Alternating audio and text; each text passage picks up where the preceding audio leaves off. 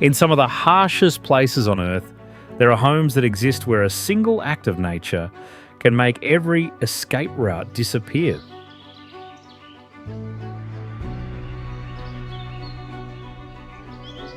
Some cling to cliffs, some float above water, some hide deep inside caves, while others stand on high mountains or alone between oceans and deserts.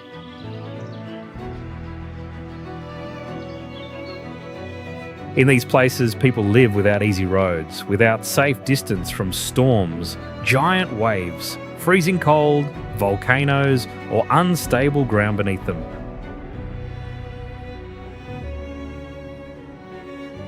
These are not ordinary homes, but shelters where daily life is always tied to danger, isolation, and the ability to survive. Today, we explore the most dangerous houses on Earth, where every home stands at the edge of nature's unpredictable power.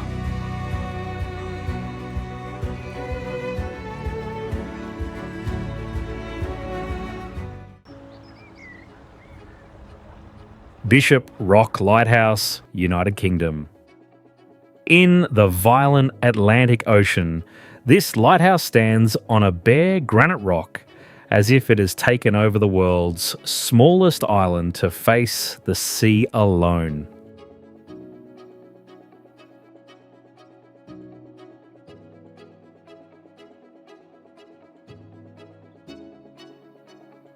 To survive the brutal waves, the 161-foot tower was built from 6,000 tons of granite with dovetail joints, locking the whole structure into an almost unbreakable stone block.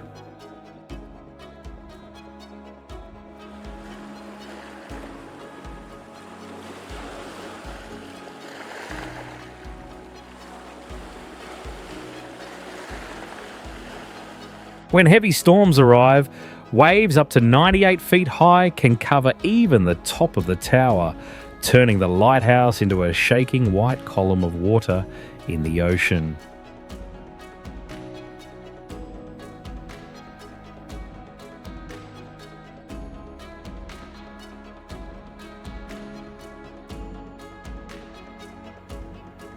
Inside the narrow tower, lighthouse keepers once lived in 10 tight stacked floors until the station was automated in 1991 and changed to remote control.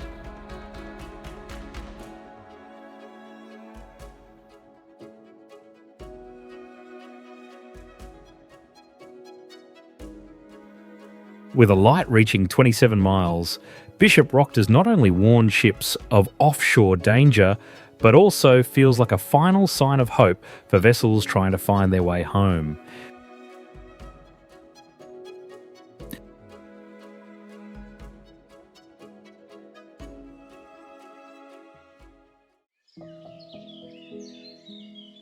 Mount Fanjing. Piercing through the cloud layer at an altitude of 8,438 feet, this metamorphic rock mass, more than 1 billion years old, stands like a stubborn geological survivor, refusing to be erased by nature.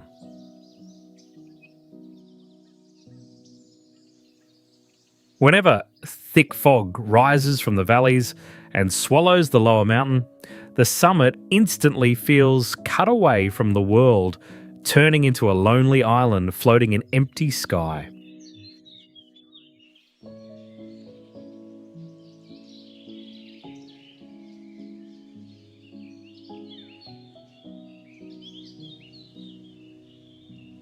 The danger becomes even more terrifying at the top, where the 328-foot stone pillar is ripped into two unstable halves by a deadly crack less than 7 feet wide, hanging above a bottomless drop.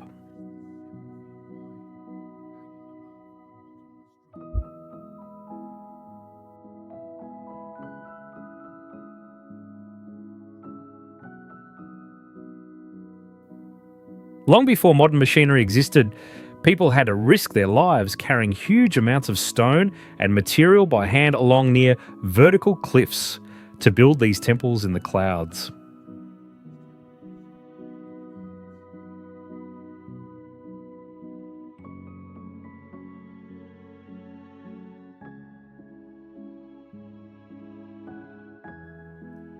Even the temple roofs were made from heavy iron plates instead of normal clay tiles, because ordinary materials could not survive the violent mountain winds trying to tear everything into the abyss below.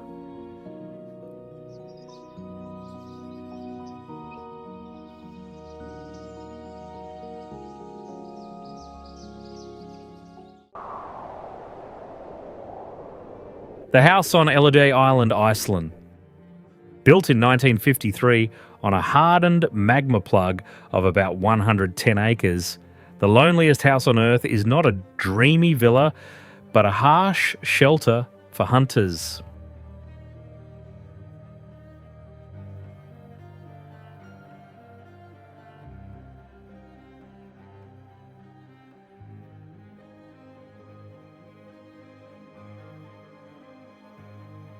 Reaching the house can feel dangerous because people may have to use ropes above wet and slippery sea cliffs.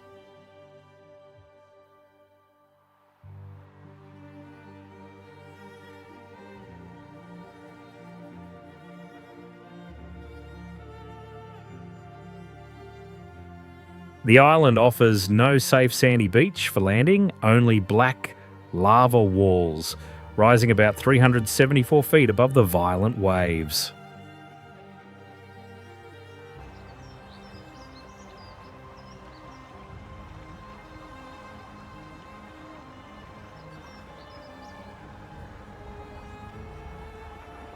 Cut off in the middle of the ocean, this place has no power grid or internet, and one of its few comforts is a sauna used to fight the freezing cold.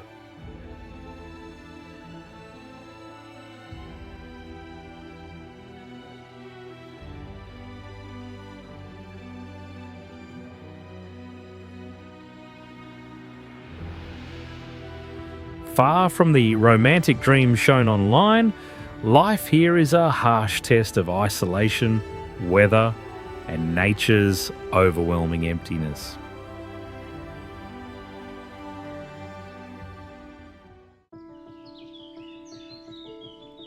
Korowai Treehouse Villages, Indonesia. People here raise their homes about 115 feet above the ground to stay away from swamps, wild animals, and the dangers moving through the forest below.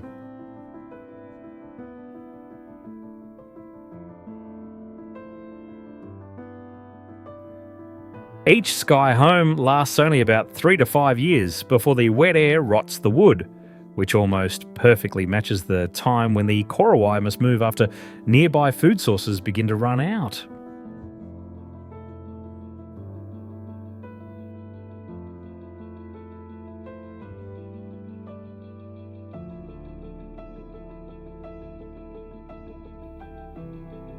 Even on floors made from palm material that can catch fire easily, they still build a thick river clay hearth and cook high in the air as if it were an ordinary part of life.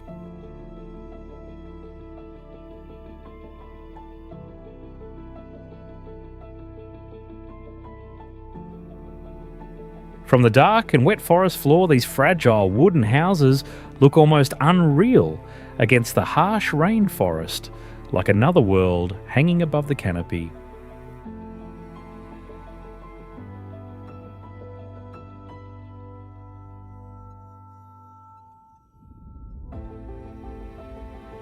To get home, they climb tree trunks cut with only a few rough footholds, following a narrow and dangerous path that even young children must learn early.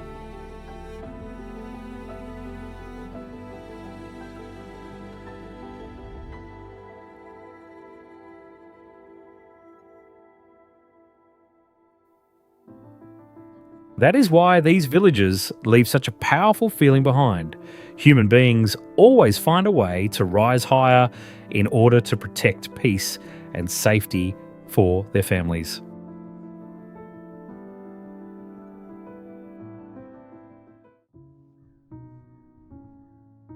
La Rinconada, Peru. High in the Andes, this settlement stands where the dream of gold collides with one of the harshest survival conditions on Earth.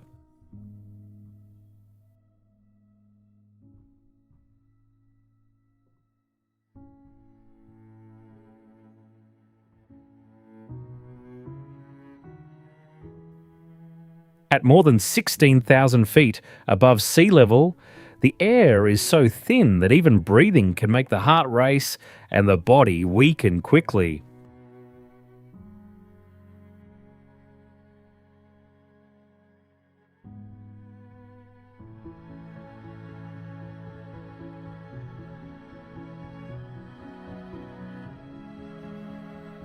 The ground is close to permanent frost, turning much of the city into a maze of dark mud, waste, and dirty water that cannot easily drain away.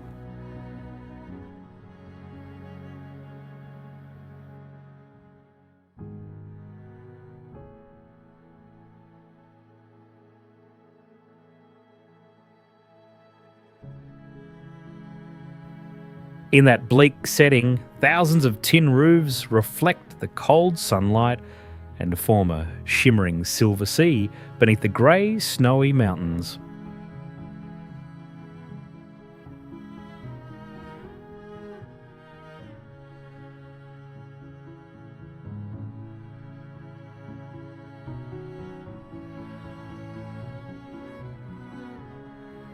Many miners work an entire month without pay, gambling everything on a single day when they are allowed to keep whatever ore they can extract.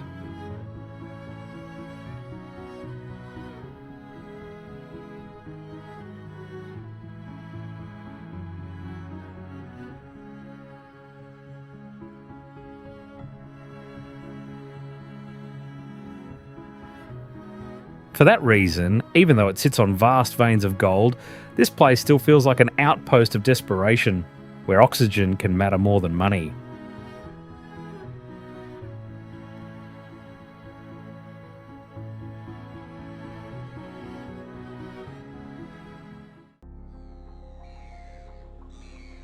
Bajul Stilt Villages, Malaysia. In the turquoise sea, the Bijau Lawat live as if they were born from the waves, able to hold their breath for about 13 minutes and dive to around 230 feet with only homemade goggles.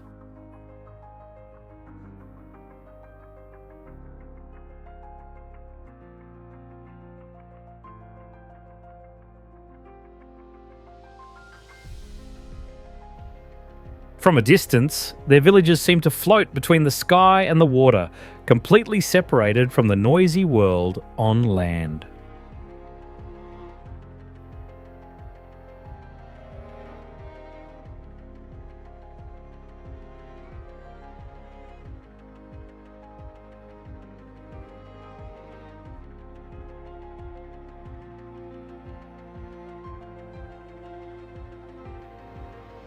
Many people have no birth certificate, no passport, and do not even know their exact age because time here is measured by the tides rather than by calendars.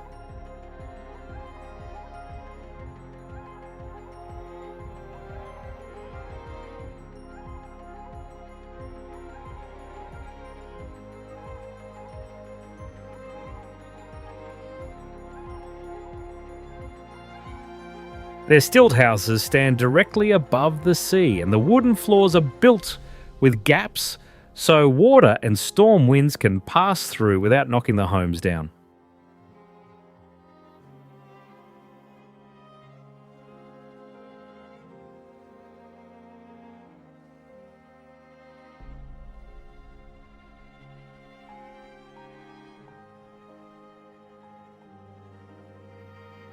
Every path, every market trip, and every hunt depends on wooden boats.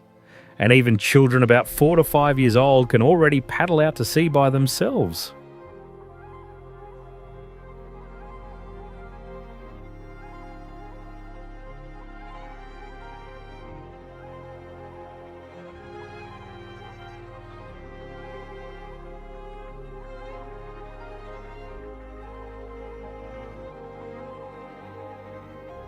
The women wear a yellow paste made from rice and leaves on their faces all day, giving the whole village a mysterious look, as if it belongs to another world.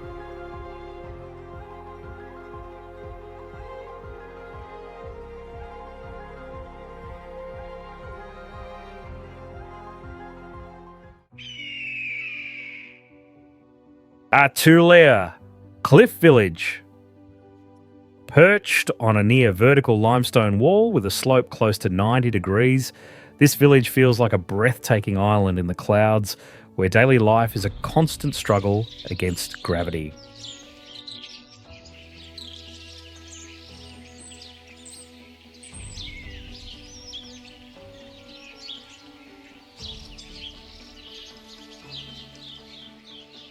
More than 200 years ago, local ancestors chose this cliff rising about 2,625 feet above the valley as a natural fortress against war and wild animals.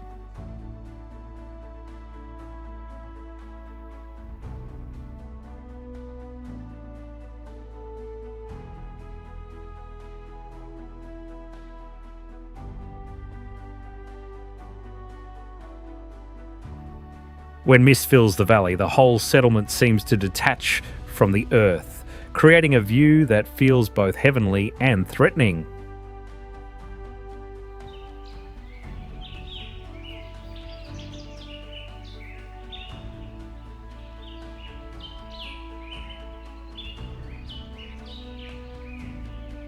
Before the steel stairs were built, everything from sick people to heavy household goods had to be carried on the backs of strong young men up the rock face.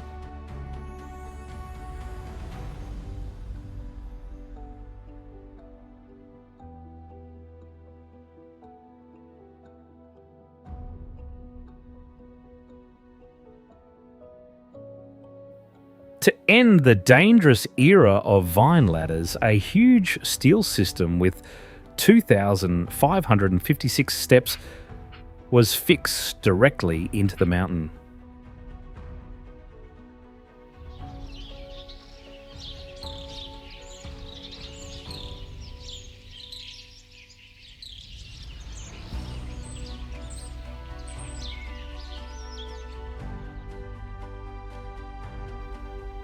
Even with that modern change, full 5G signal now reaches the mountain top, turning some young villagers into online streamers in one of the most dramatic settings on Earth.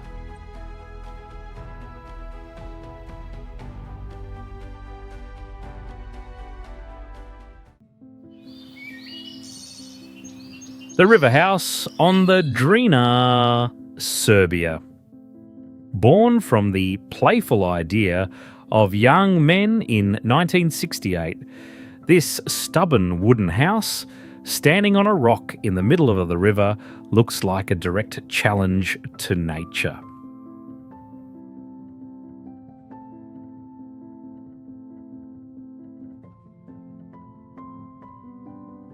Looking like a fragile matchbox, the little house creates a sharp contrast between its weathered wood and the emerald green water roaring around it.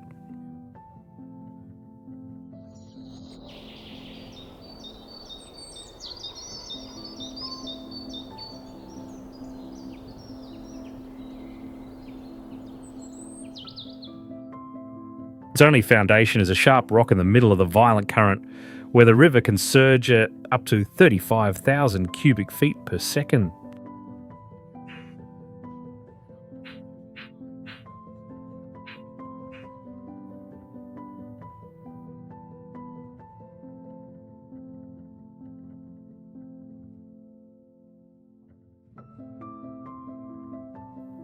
Over more than 50 years, nature has destroyed the house 7 times, yet human stubbornness kept bringing it back again and again into its 8th form.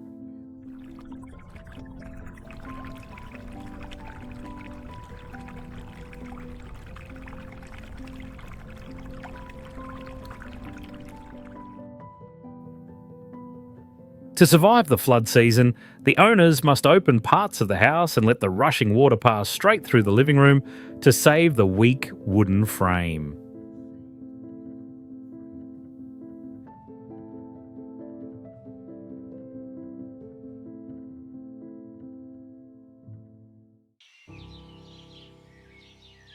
Casa do Penedo, Portugal.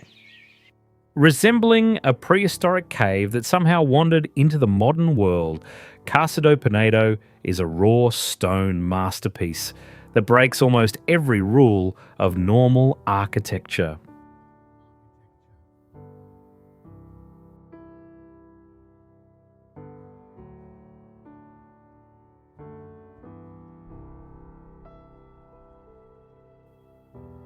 Resting heavily on a windy hillside, the giant rock structure even carries a rough pool carved directly into natural stone to collect freezing rainwater.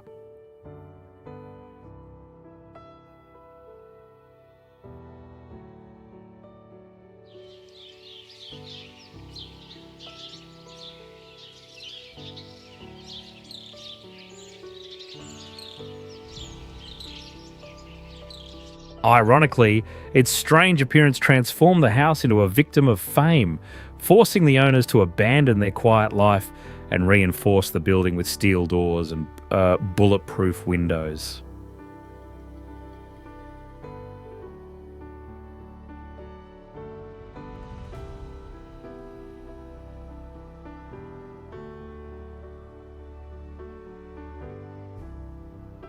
Once its satellite coordinates spread across the internet, the isolated shelter slowly lost its privacy and became an unwilling museum under the eyes of curious strangers.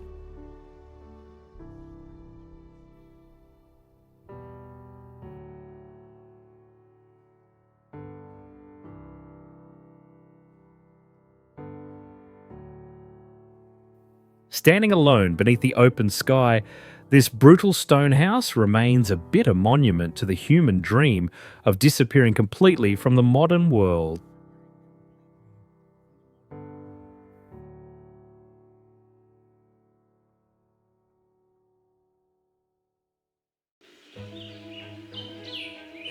Makoko, Nigeria. In modern Lagos, Makoko appears as a giant slum on the water where hundreds of thousands of people crowd together over a dark lagoon with almost no official protection.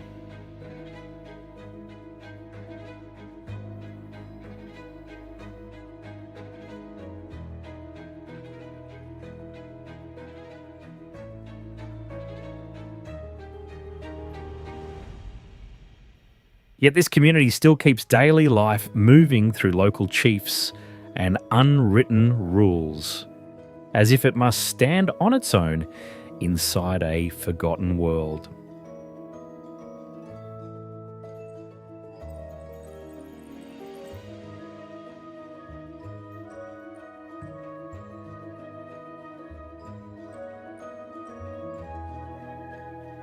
Here, the wooden canoe is not only a way to travel, but also the most valuable thing a family can own, like their feet, their car, and their way to earn a living.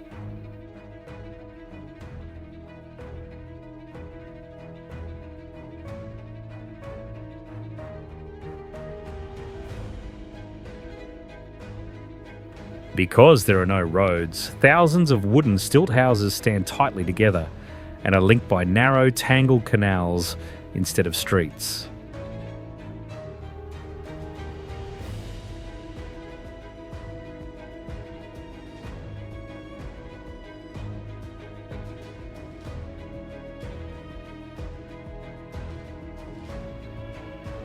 Inside that maze, the water is often thick and black from years of waste and dirty runoff, giving the whole place a strange and heavy feeling.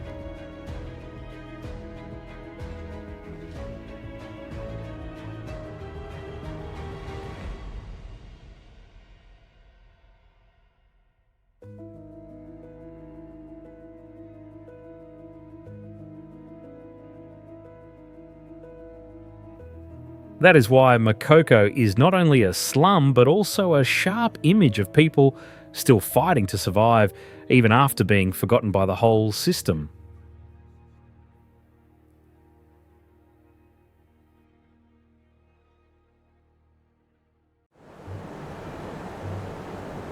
Gasadalur Faroe Islands.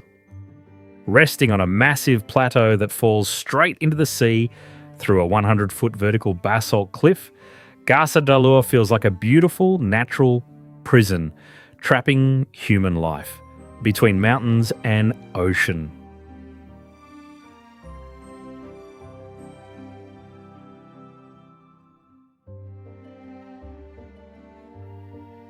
During storms, muddy floodwater stains the famous waterfall, making it crash into the sea like a bleeding wound opened across the land.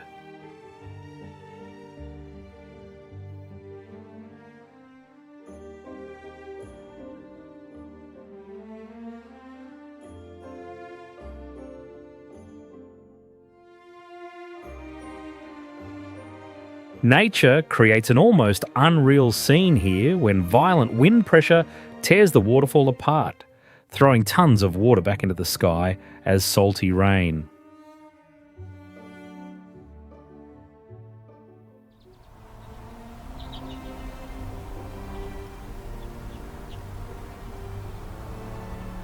Before the tunnel existed, the village postman had to risk his life climbing across a jagged 1,300-foot mountain for hours just to maintain contact with the outside world.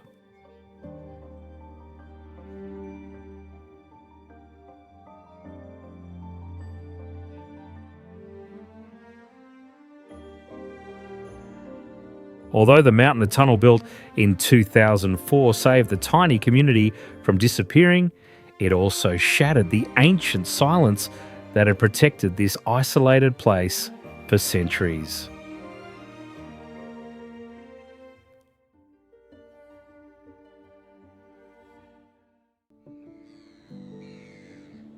Santa Cruz del Islote, Colombia. From above, Santa Cruz del Islote looks like a colourful Rubik's Cube floating in the clear Caribbean Sea, yet more than 1,200 people are packed onto only about 3 acres of land.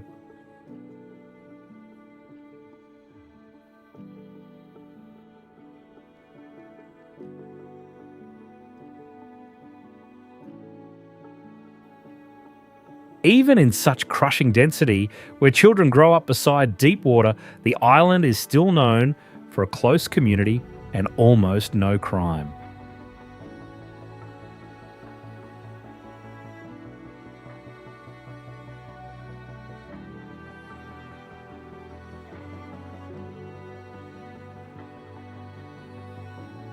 The place is so small that you can walk from one end to the other in about 2 minutes, while nearly 100 houses are pressed into an extremely tight space.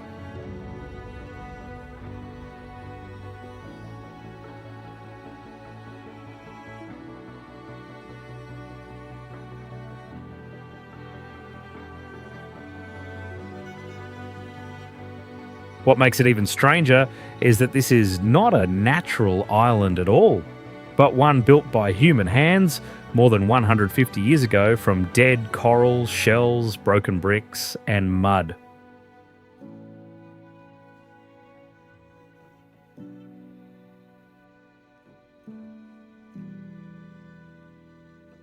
Their ancestors stayed on this coral patch for one very practical reason. Unlike the surrounding swamps, it had almost no mosquitoes.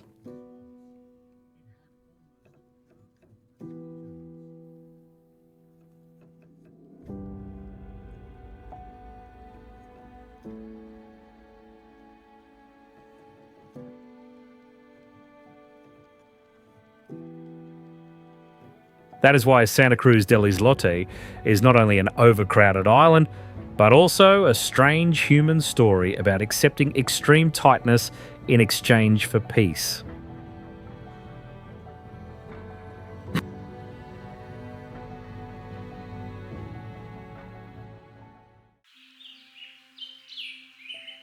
Catski Pillar, Georgia. Resembling a dull grey sword piercing straight into the sky, Catski Pillar is one of the loneliest and harshest ascetic monuments in the human world.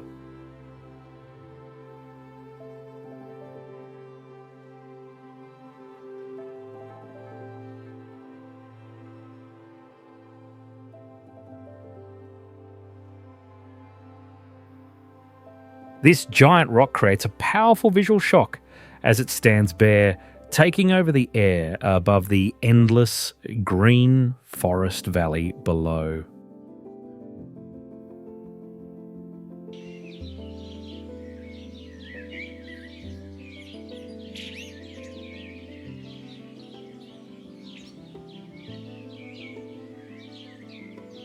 During restoration work on the monastery at the top, people were shocked to uncover the skeleton of an unknown ancient monk about 7 feet long.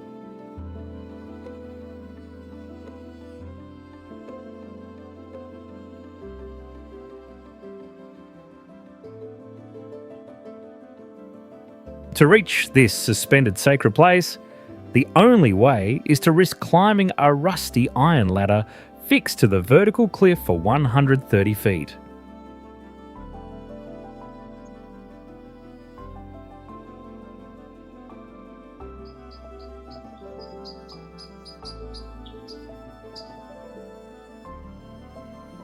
This strange structure reveals the stubborn cruelty of ascetic belief, where people accepted leaving family behind and torturing themselves above the ground to purify the soul.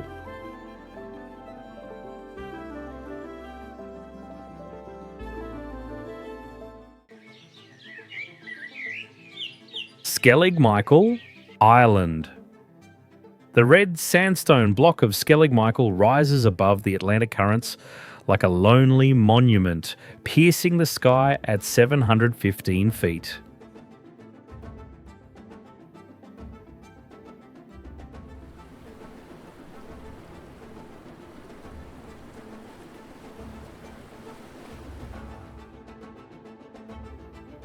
On days of thick, freezing fog, the grey island and its summit monastery seem torn away from the earth, floating in a sad sea of clouds.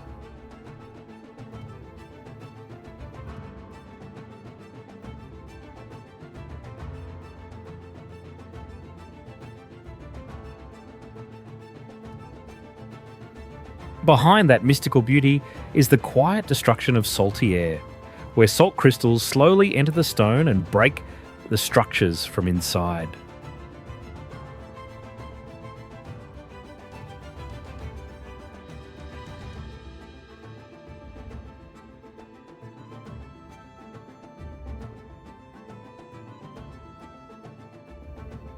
To reach this dangerous world, ancient people had to face the open abyss by climbing more than 600 steep stone steps carved into the mountainside.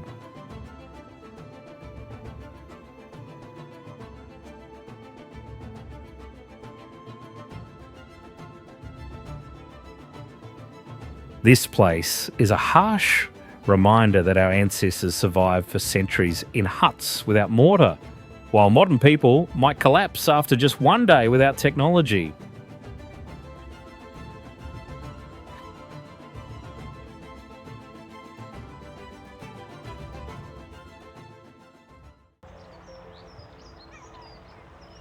Tristan da Cunha, South Atlantic. Tristan da Cunha is the most remote inhabited place on Earth, an island completely isolated from the rest of the world by the vast ocean.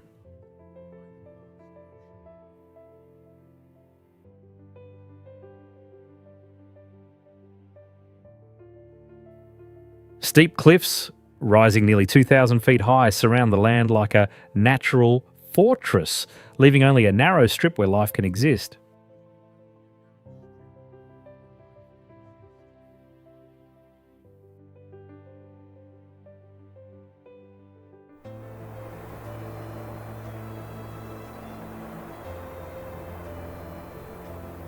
The scenery is striking, with bright green sheep pastures spread across a cold background of dark volcanic rock.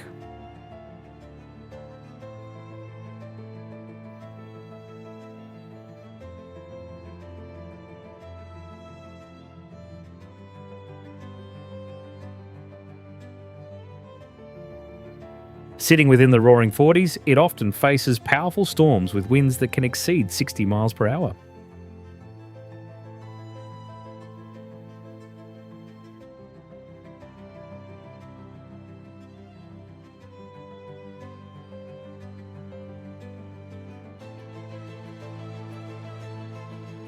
In the 1960s, a violent eruption forced people to leave, yet many chose to return instead of staying in modern cities far away.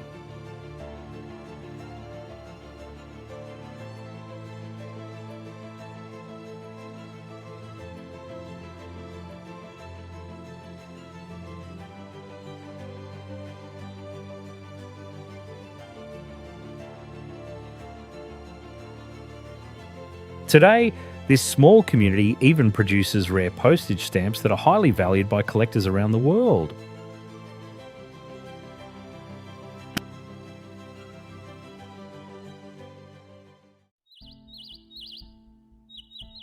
Ganvier, Benin. In the wide waters of Lake Nokoe, Ganvier appears like a floating city with more than 20,000 people living fully on the water, which is why it is called the Venice of Africa.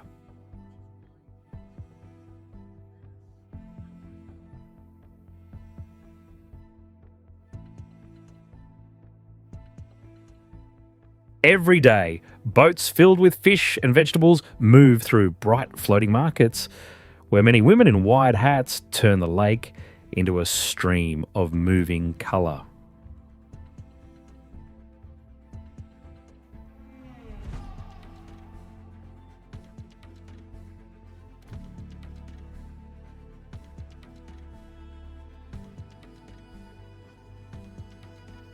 Few people realise that the Tofanu founded this place in the 16th or 17th century to escape slave hunters, and the name Ganvier means we survived.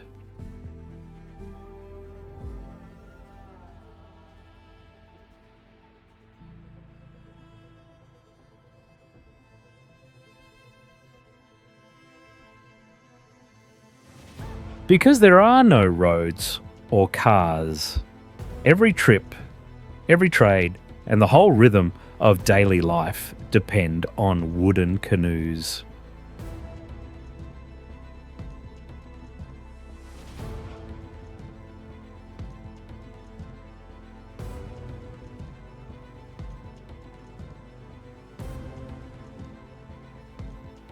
Even farmland has to be created by hand on tiny islands made from mud and grass, as if people here not only live on water, but also learn how to make land from water.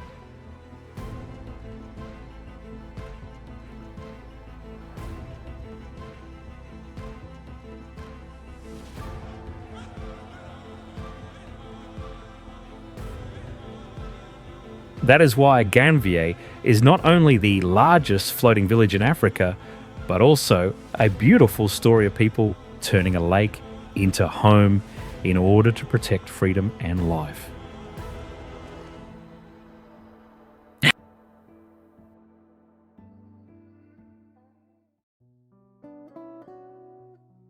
Tsardan reindeer camps, Mongolia. This is one of the last communities on Earth where people still ride reindeer through snow and mist, treating the herd as part of their own soul.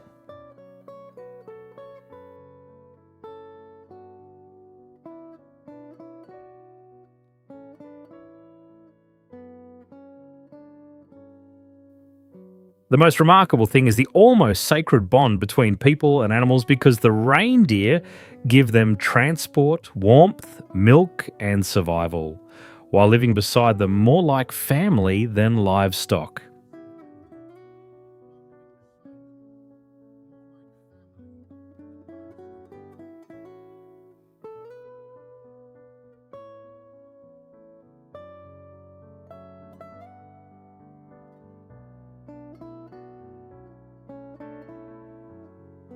Even the riding style is unusual, because reindeer ribs are fragile, so they do not use stirrups like horse riders, but lean forward near the shoulders and balance almost fully with their thighs.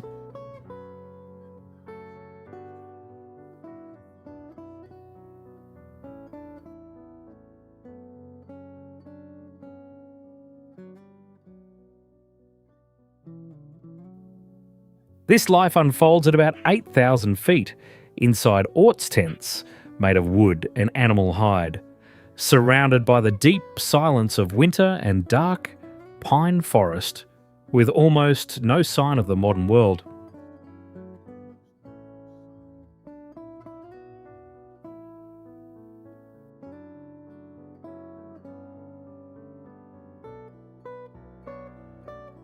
When the temperature falls to about minus 50 degrees Fahrenheit, they still guide reindeer weighing around 300 pounds across frozen streams and deep snow to find lichen, the scarce food that keeps the herd alive.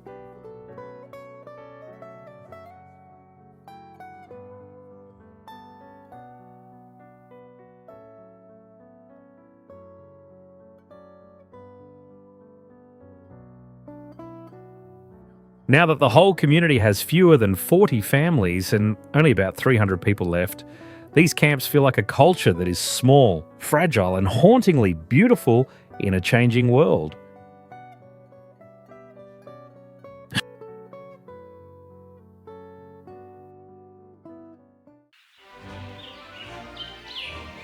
Eagle's Nest, Namibia.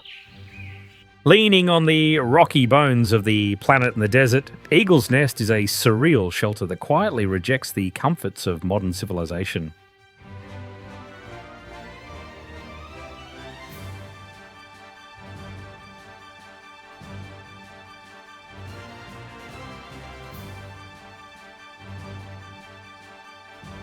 Under the brutal heat, bending light creates mirages of sparkling water in the distance, like a cruel joke from nature, made as to mock the thirsty.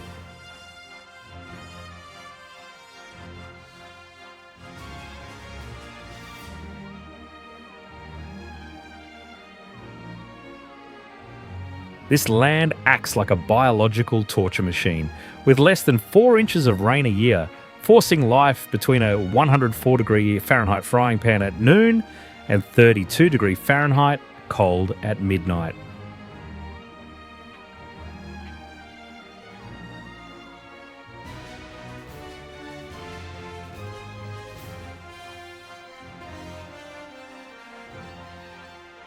The houses are built far apart and hidden from view, placing each guest inside a deep solitude where they can neither see nor hear anyone else.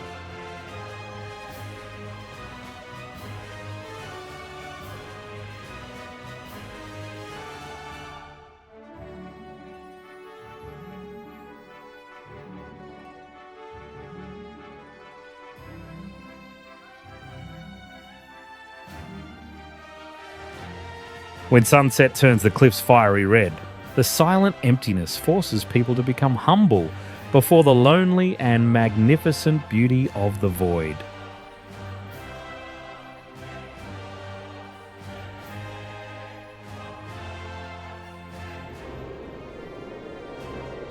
Svalbard Global Seed Vault, Norway.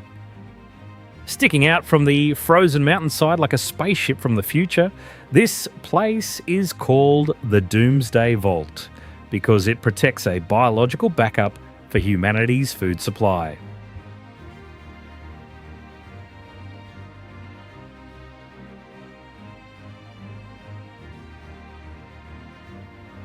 Without guns or giant walls, polar bears, permafrost, and isolation turn this place into a time capsule sent thousands of years into the future.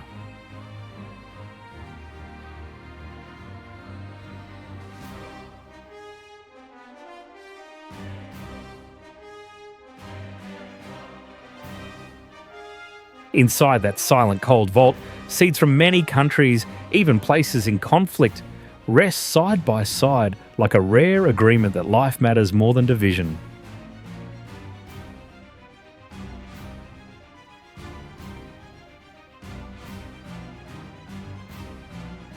What makes it special is that the seeds do not belong to the vault, but remain owned by each country, sealed in black boxes as backup copies only used when crisis strikes.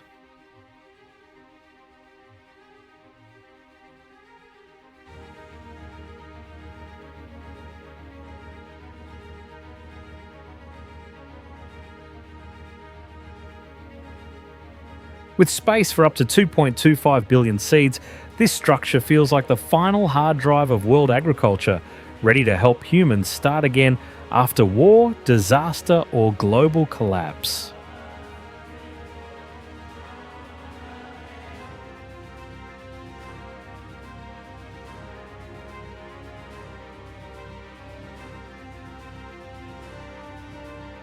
Migingo Island, Kenya and Uganda.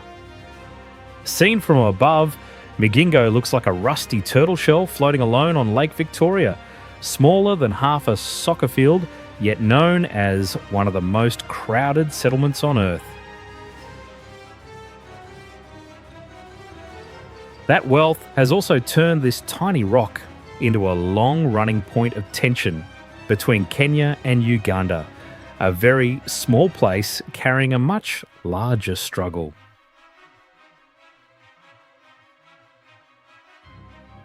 Because of that pressure, Migingo is hardly open to strangers, and unfamiliar boats that come close are often stopped and checked by lake patrol officers.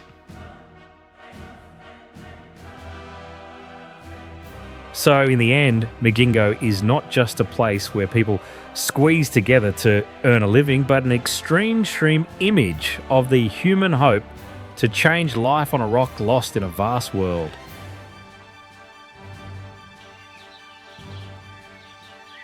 Ushguli, Georgia, is one of history's most fascinating fragments, where people live at nearly 7,000 feet in defiance of the harsh isolation of the Caucasus Mountains.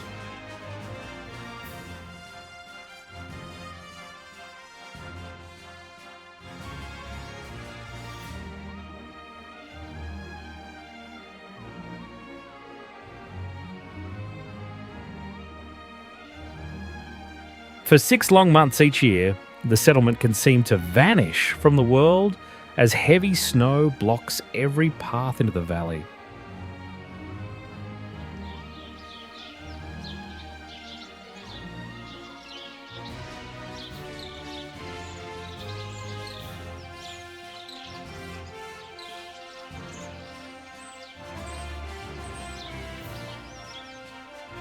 Families here still speak the Svan language, an ancient tongue preserved through generations by speech alone.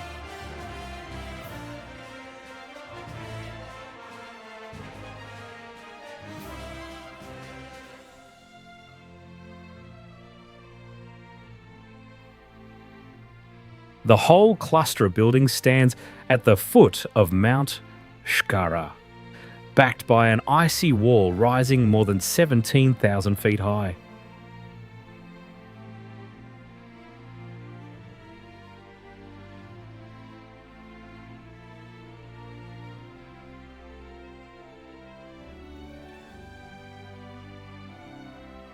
Its most striking feature is the group of stone towers, many around 1,000 years old, still standing without modern mortar.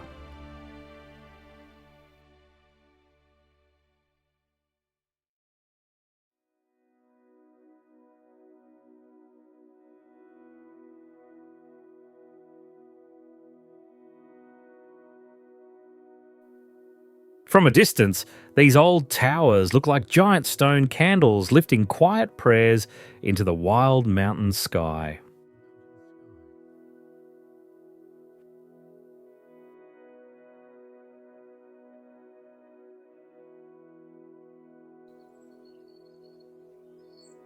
Huacachina, Peru. Shining in a sea of golden sand, this natural oasis looks like a small green jewel that feels almost impossible to believe in the middle of the desert.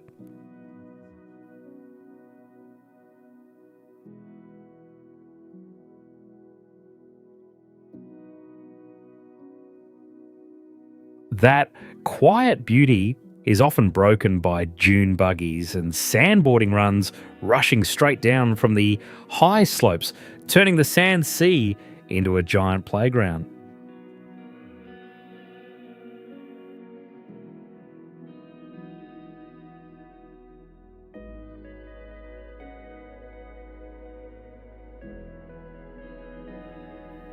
Local people say the lake was once a princess's mirror, and her long dress became the dunes around the village.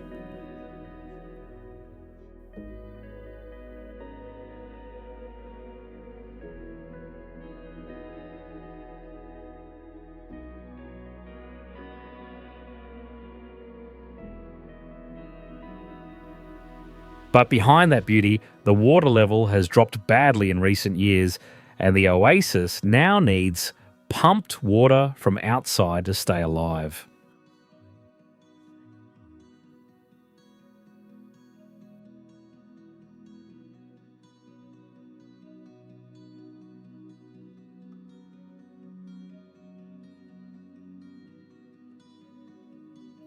Around the lake stand Spanish colonial style buildings, yet only about 100 to 200 people actually live here full time.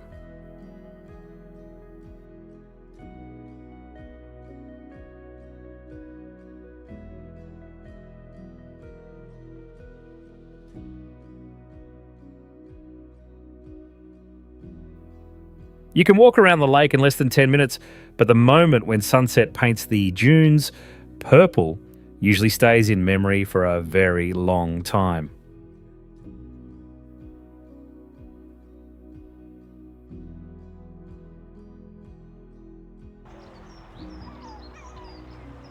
Clingstone House, United States. Perched on a granite rock in the middle of the sea, this wooden house looks as if it is holding tightly to the waves just to survive through time. Over the years, its outer wood turned silver grey and blended with the rock and the other water, making the whole building seem as if it grew out of nature itself.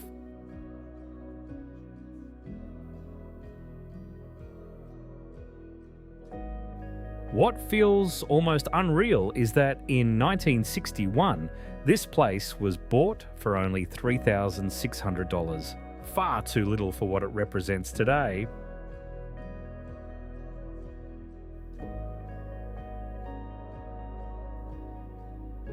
The only way to reach it is by boat.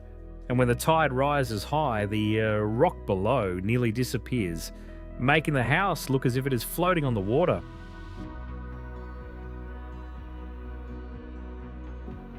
Even while standing alone at sea, its 65 windows still open to wide views in every direction, so you can watch both sunrise and sunset without anything blocking the horizon.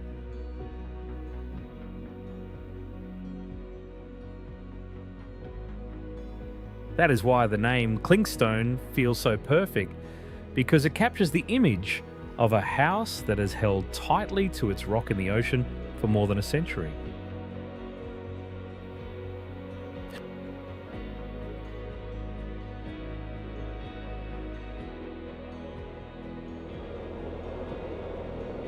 Oymyakon, Russia. Welcome to the cold pole of the planet, where the weather is so extreme that it seems to test the very edge of human survival.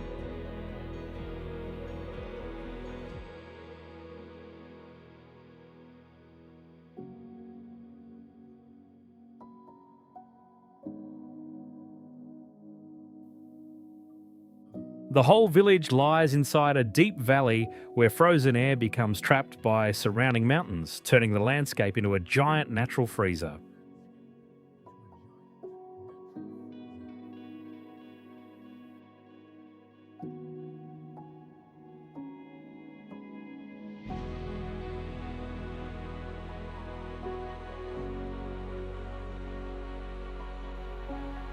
In this climate, many drivers keep their engines running day and night because once a vehicle is turned off, the oil can freeze and the engine may fail to start again.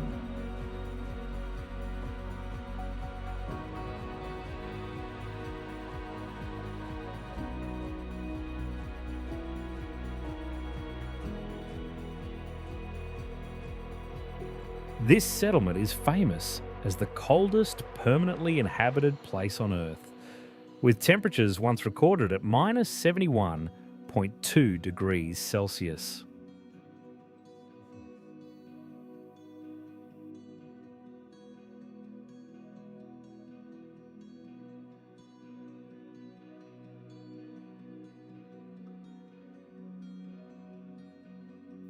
In such air, Even a human breath can freeze almost instantly and create faint crackling sounds like tiny crystals colliding.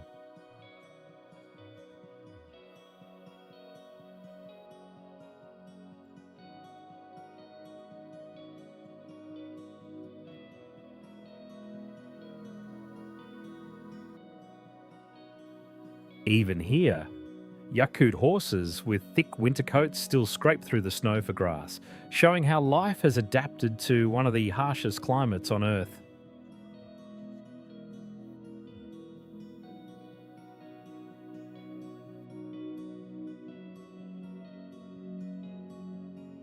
Phugtal Monastery, India.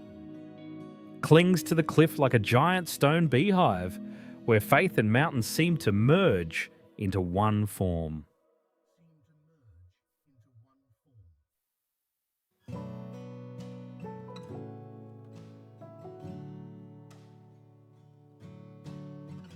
At about 12,600 feet above sea level, the monastery survives in thin air and near total isolation in the Himalayas.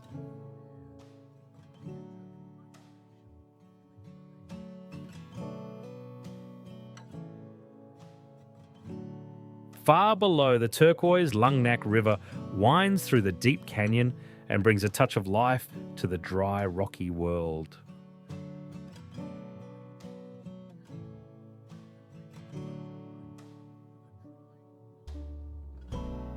Reaching it requires walking along dangerous cliff paths because no true road leads to the monastery.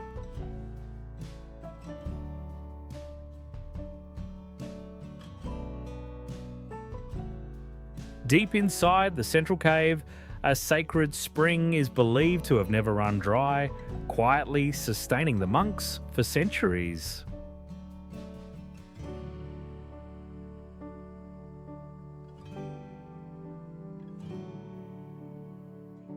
And with no cell signal or internet, this place feels like an island outside of time, where people are forced to listen to their own inner silence.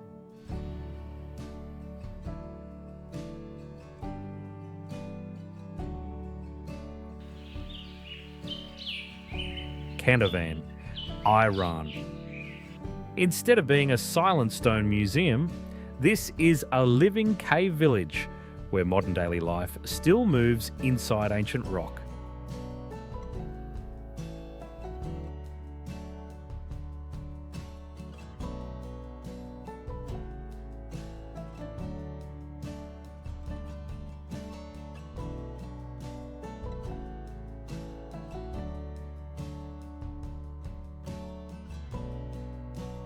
Families here remain connected to the outside world even while living inside stone beehives, shaped many centuries ago.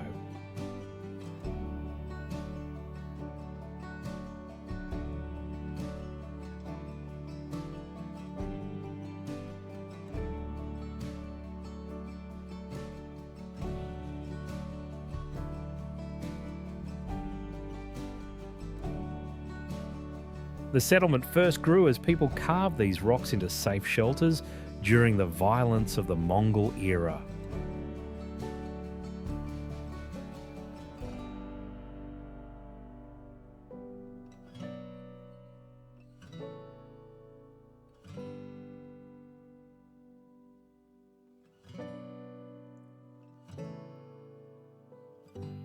Huge cone-shaped formations rising about 130 feet from the ground give the whole place a surreal look, almost like another planet.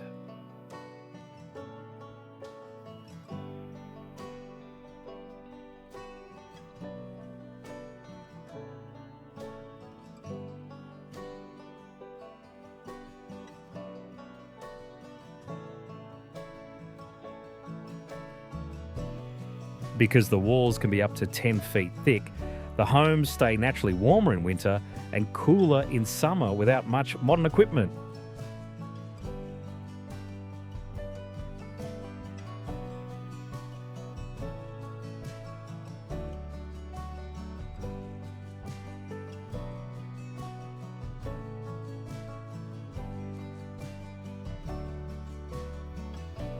after millions of years of wind and rain erosion. The stacked stone homes have become a powerful symbol of human adaptation and endurance.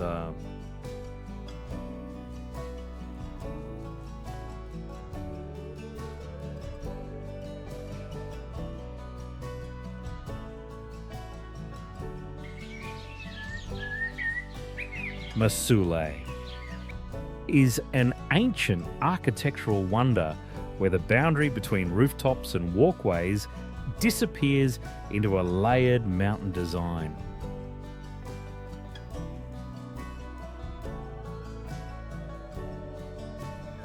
One of its most unusual features is the natural clay coating on the walls, which helps protect the houses and makes them stronger after repeated mountain rain.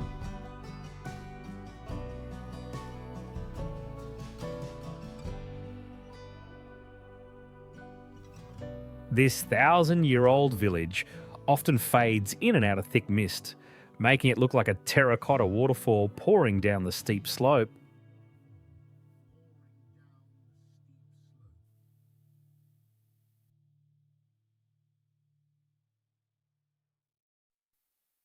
Exploring all of it can feel like climbing a 30-story building because the paths rise constantly through the thin mountain air.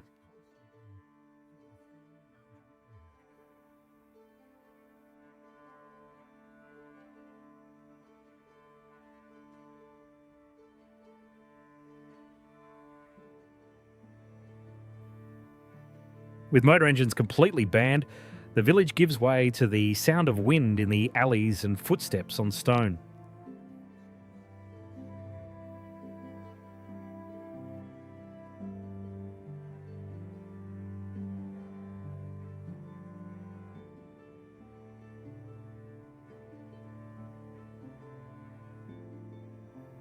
Wooden balconies filled with bright geraniums hang over the cliffs and turn the whole place into a symbol of harmony between human life and nature.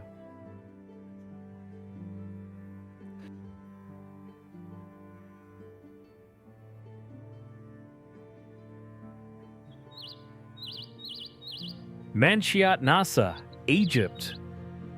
More than just a slum, Manshiyat Nasa is really a giant recycling capital where garbage from across Cairo is turned into a source of life for the whole community.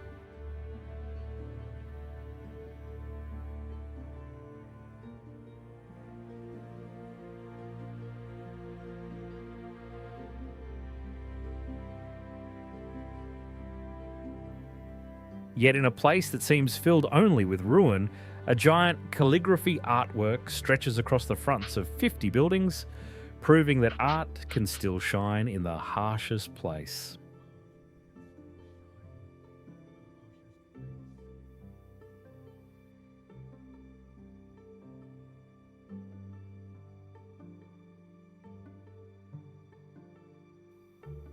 The people here are known as the Zabaleen, a Christian community that came from Upper Egypt in the 1940s and turned garbage work into a survival system for the whole city.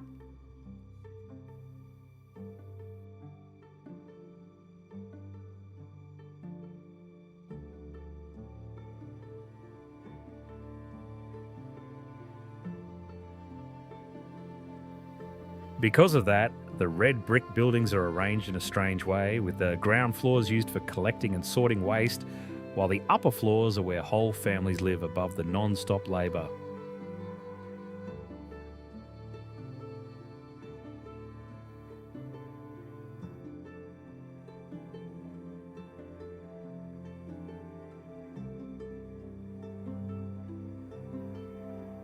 In that cramped space, garbage trucks stacked 4 times higher than their own bodies still squeeze through narrow streets full of mud and scrap as part of everyday life.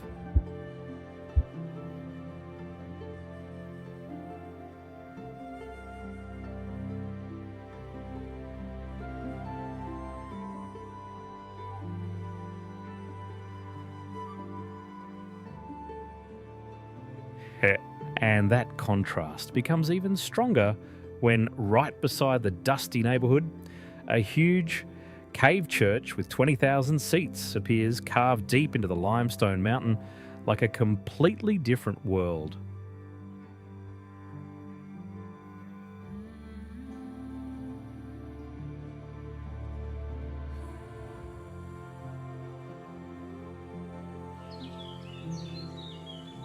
Marsenram is a land surrounded by mist, where record-breaking rainfall turns daily life into a constant struggle and adaptation.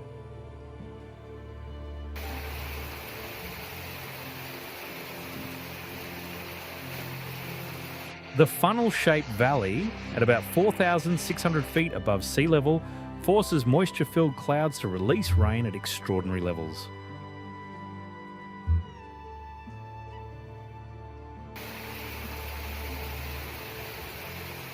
Living root bridges grown from rubber trees over many decades remain one of the most remarkable green solutions for crossing powerful floodwaters.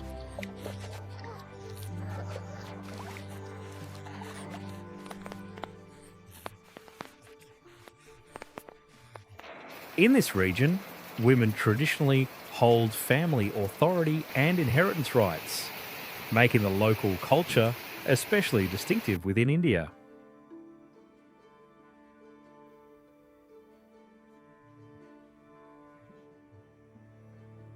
To soften the overwhelming noise of rain hitting tin roofs, residents often add thick layers of grass so they can still hear one another.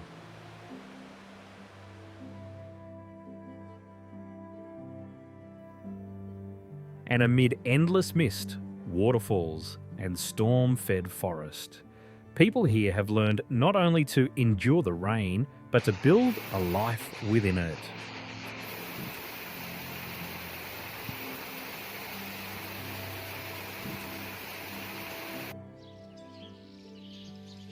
Dogon village, Mali.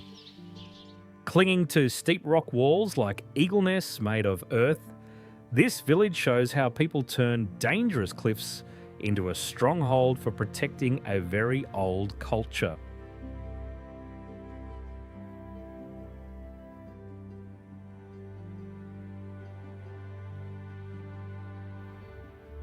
The most mysterious part is that in this dry and rugged world, they also preserved unusual ideas about the sky and distant stars through wooden masks filled with symbolic carving.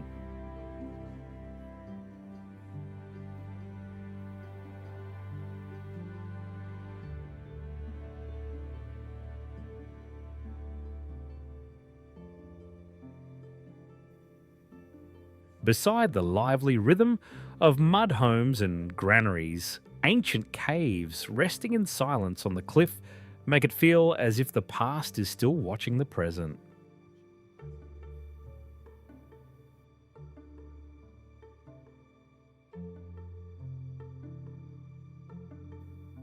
Along rock walls rising about 1,500 feet, grey mud houses and narrow paths look surprisingly small against the vast plain stretching below.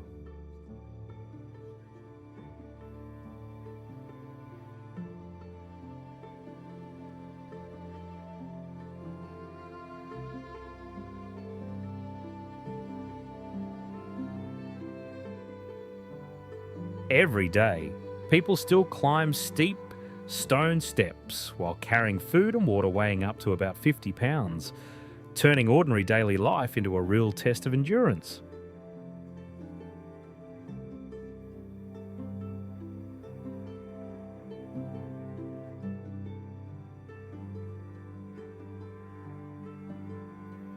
That is why this place shows that with belief and determination, people can do more than survive on dangerous cliffs.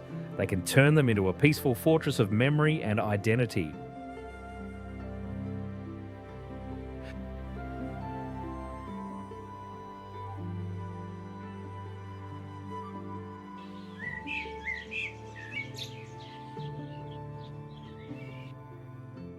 Yumuzhayi, China. Floating in white clouds, this ancient stone village stands on a mountaintop about 4,000 feet high and from afar looks like an island cut off from the earth.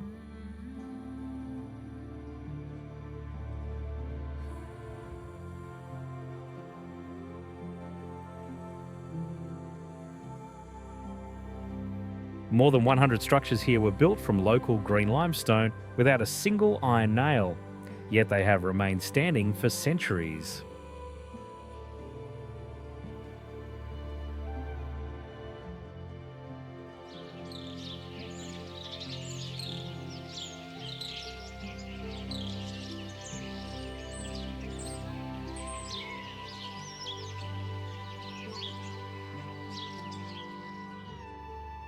The name Yumuzai comes from the story of defenders throwing fresh fish into the abyss, so enemy troops would believe there was still plenty of food inside and retreat.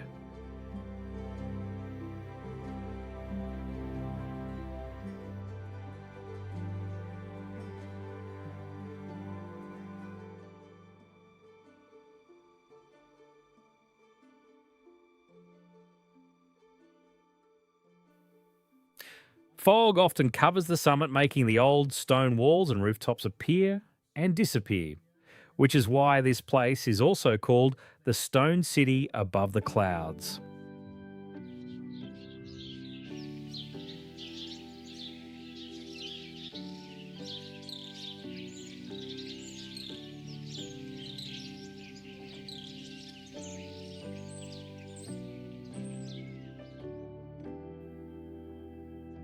To reach it, people must follow a single route of thousands of stone steps carved into the cliff, with some parts only about 2 feet wide.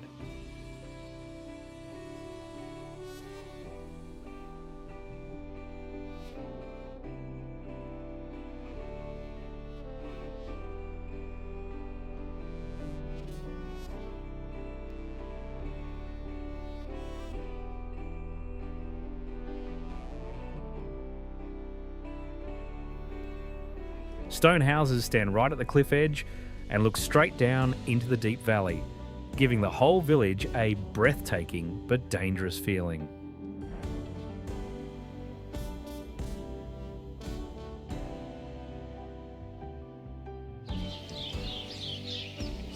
Yanjin, China. Trapped between two giant mountain walls, Yanjin looks like a strip of concrete so thin that it is often seen as one of the narrowest urban places on Earth.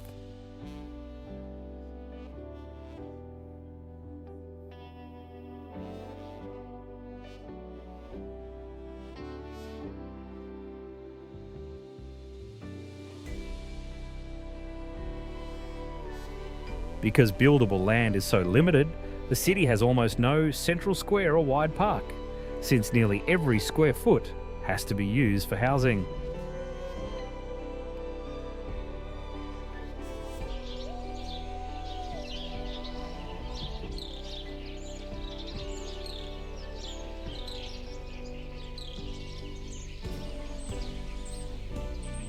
For the same reason, it depends on almost one main road, while homes, rail lines and other structures are forced to crowd onto the same narrow band of land.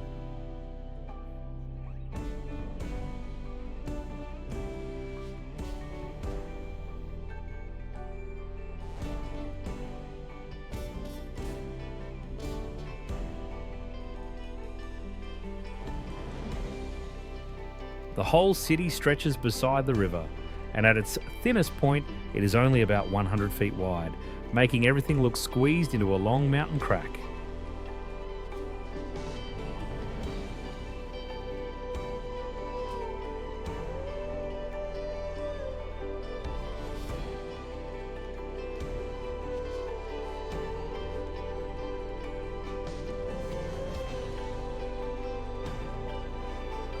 To survive floods and adapt to land that is almost non-existent, many tall buildings here stand on high concrete pillars driven straight into the riverbed.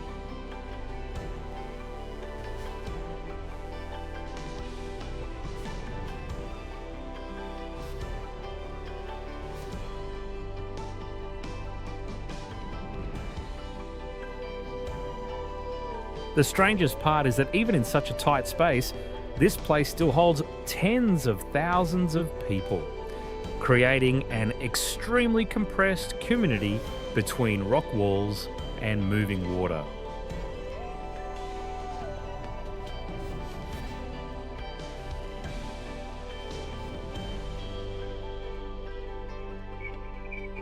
Zixia Palace, China.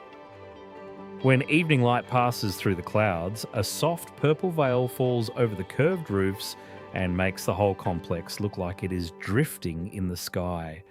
And that rare moment is what gave Zixia its mysterious name.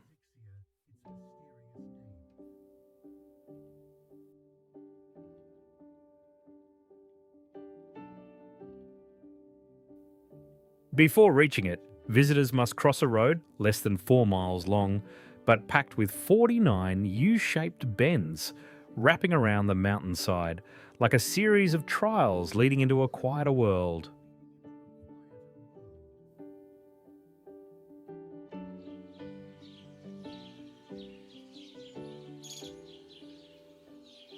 As the climb continues, the sense of separation grows stronger because this was once one of the most isolated tower centres in the region, where priests chose complete solitude to practice among the mountains.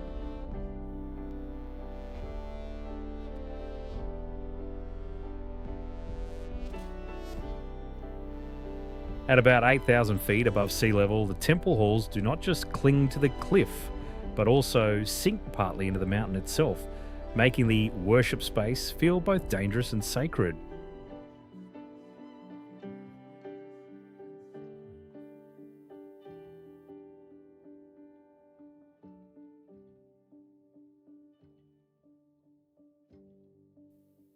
Even against bright red earth, rich in iron oxide, the wooden architecture still looks refined because of the traditional dogong system, which has helped the complex endure for centuries on such harsh ground.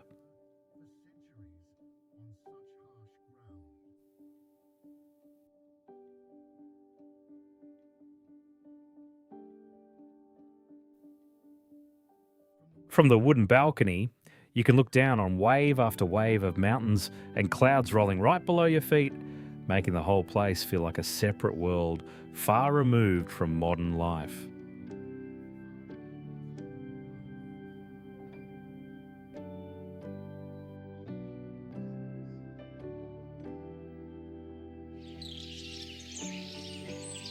Zhaoyun Mountain, China. Rising through the clouds like thousands of stone spears, Zhaoyun Mountain immediately brings to mind the unbroken spirit of Zhao Zilong, so the whole landscape feels both lonely and powerful.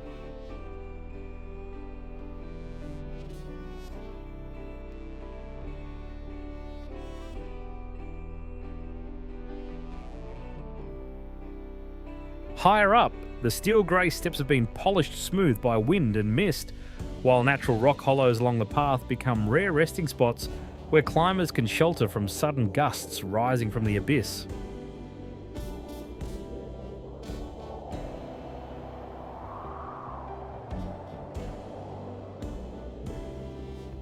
But to reach the top, visitors still have to climb for 2 to 3 hours on stairs cut straight into the cliff, with some sections only about 20 inches wide, where one wrong step opens onto a deep, empty drop.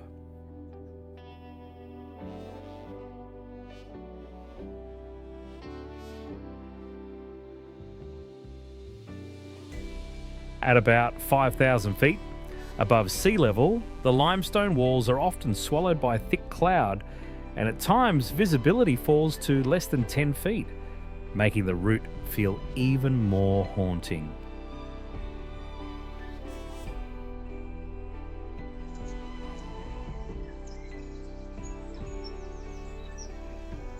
In the middle of that scene, the spiritual buildings are hidden deep inside natural caves in a rock-embracing style, as if they were pulled into the mountain to resist storms and protect silence for worship.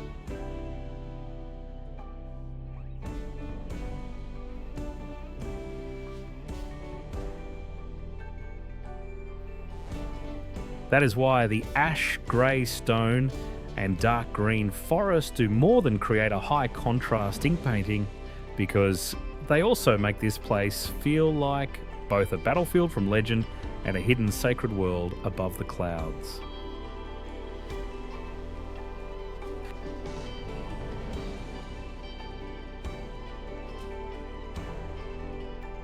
Taos Pueblo, New Mexico, stands like a red adobe fortress at the foot of the Sangre de Cristo Mountains, where it has endured for more than 1,000 years.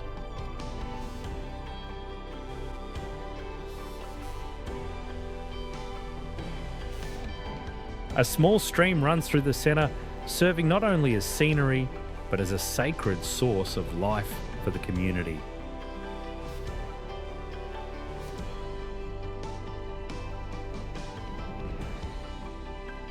The great multi-storey adobe homes were designed without main ground level doors, so people moved through them by climbing wooden ladders for protection.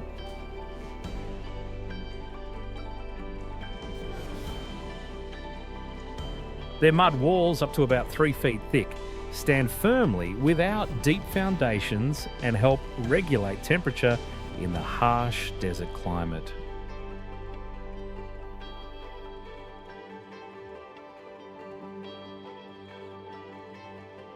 To protect their identity, many Tiwa people still preserve traditional ways of living and continue to speak their own ancestral language.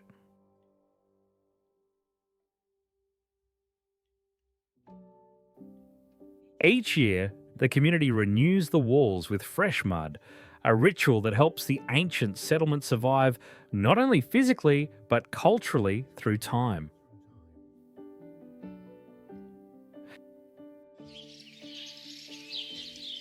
Guoliang Village, China.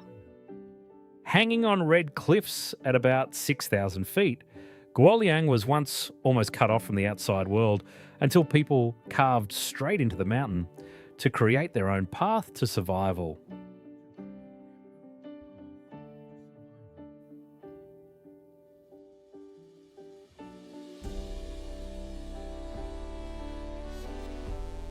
Because flat land and timber were both scarce, everything here from homes and stone walls to tables and chairs was made from local green limestone, making the whole village feel like a rough but enduring fortress of stone.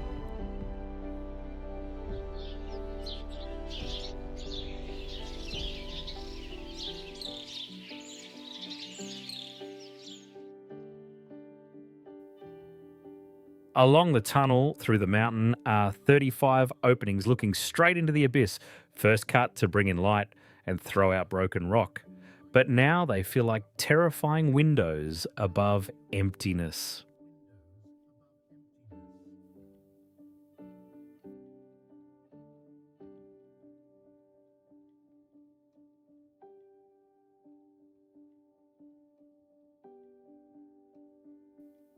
From afar, the rooftops, pressed against the cliff edge, look as if they are hanging between clouds and open space, which makes the calm life of the village feel even harder to believe.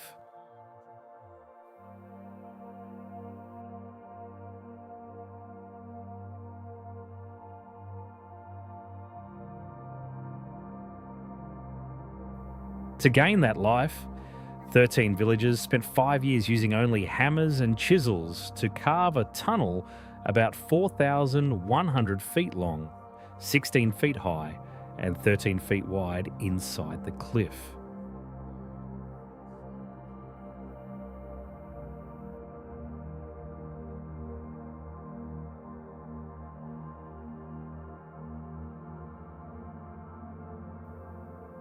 What makes it even more striking is that the road is still uneven, winding, and marked by the scars of hand tools, turning Guoliang into not just a dangerous village, but a living monument to human will.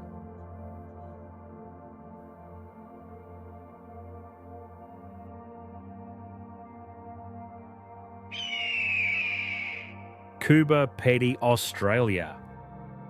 In a red landscape that feels like another planet, Coober Pedy is strange because most real daily life happens deep underground instead of on the surface.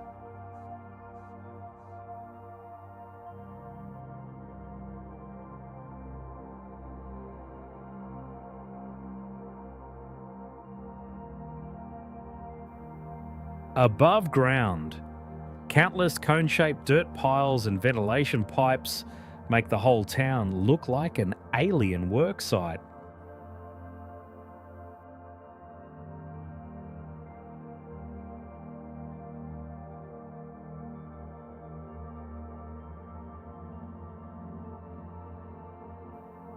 Yet beneath that sandstone are homes, hotels, shops, and even churches where the temperature stays around 73 to 77 degrees all year with little need for air conditioning.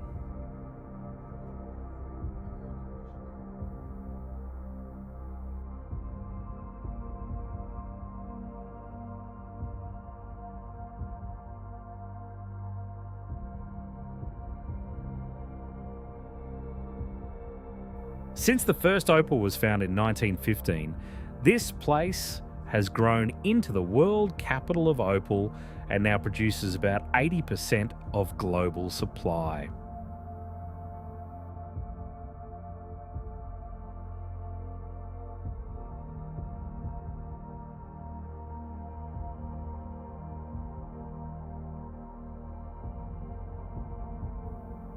To escape summer heat above 113 degrees Fahrenheit, more than half of about 2,500 residents live in dugouts cut into the rock, and many show only a single front entrance above ground.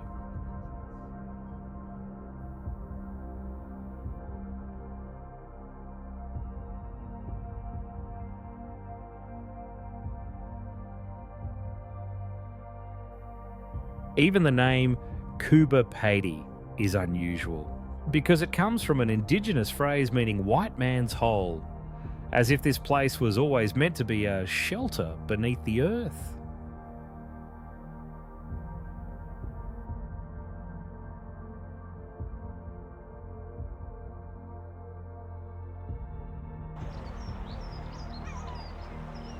Kua Van Floating Village, Vietnam.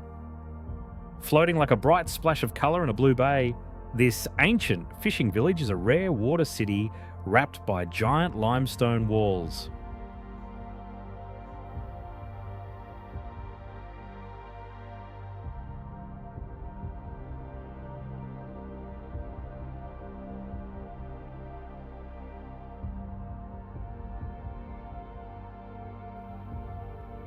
There are no traffic sounds here, only oars touching the water, fish splashing and voices echoing off the cliffs, so the whole place feels far removed from the noisy outside world.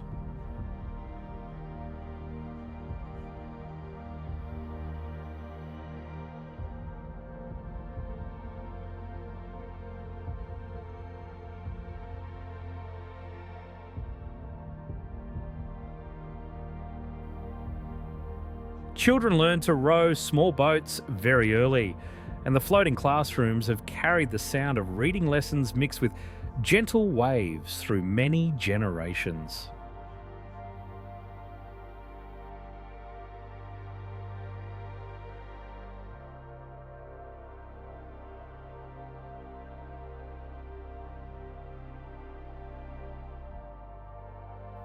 Towering mountains form a natural basin that blocks strong wind and storms, keeping water about 16 to 33 feet deep, as calm as a mirror.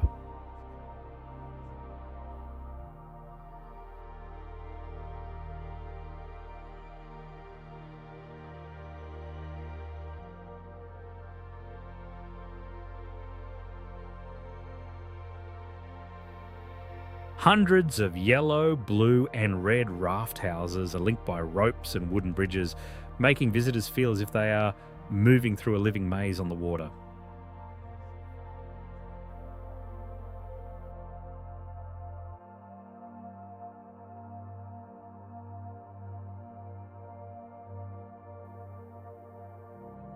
Even more special, this place has the first floating cultural centre in Vietnam, so when evening light turns the sea golden, the whole village feels both like a fairy tale and a living museum of fishing life.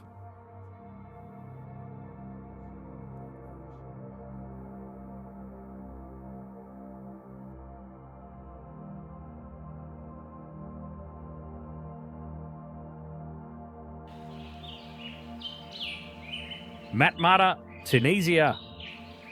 There are no rooftops rising above the desert in Matmata because daily life is hidden underground like a buried world made to escape the heat of the Sahara.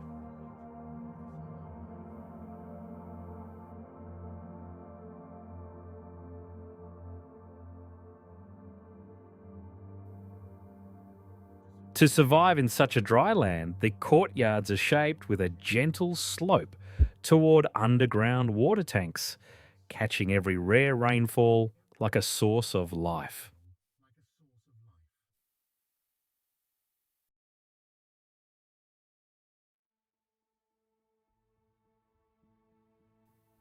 From above, the yellow brown land looks exactly like the surface of the moon, covered with huge pits and so strange that it is hard to believe people live below it.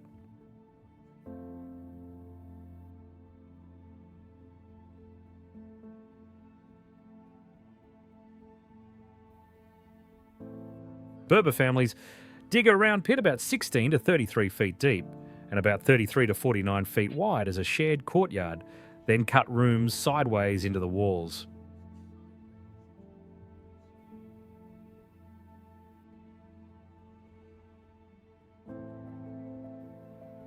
Because thick rock surrounds everything, the inside stays near 68 degrees Fahrenheit and is largely protected from sandstorms, even when the desert outside rises above 113 degrees by day.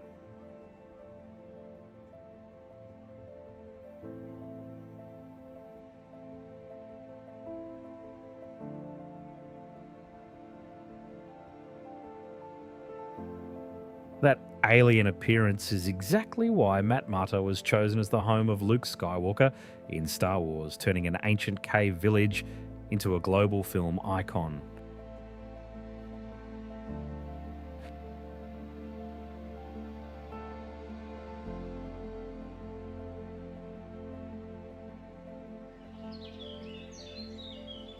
Tanah Toraja, Indonesia. In Tanah Toraja, death is not seen as an immediate farewell because the dead may remain inside the family home for months or even up to 10 years while still being cared for like someone who is seriously ill.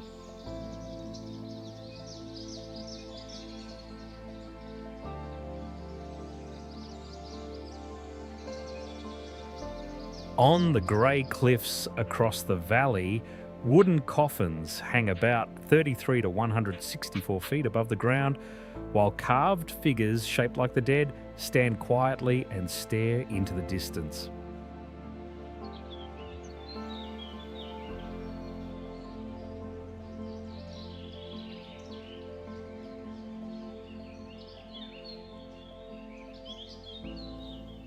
Even the traditional houses follow this belief, with the main entrance always facing north and the back of the house turned toward the southern world of the dead.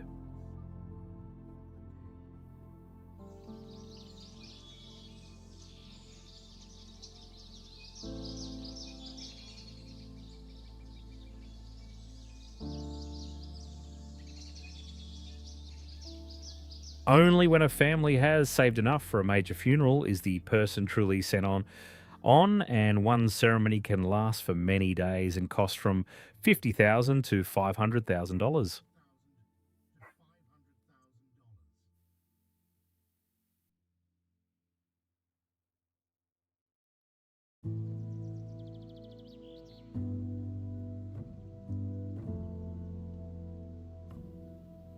During those days, dozens of buffalo are offered in front of large crowds, turning the funeral into not only a farewell ritual but also one of the biggest events in community life.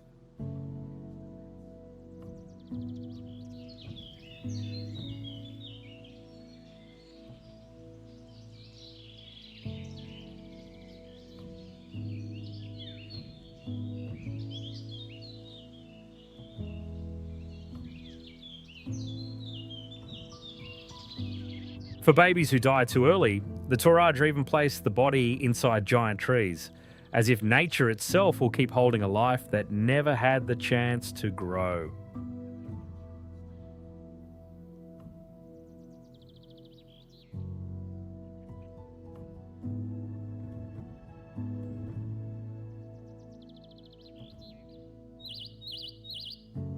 Guadix, Spain.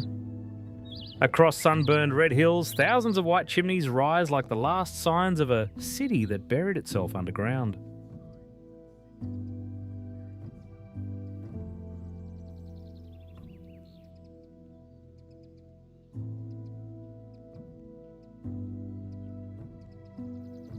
Thanks to clay walls several feet thick, the cave homes stay around 64 to 68 degrees Fahrenheit and almost swallow all noise from outside.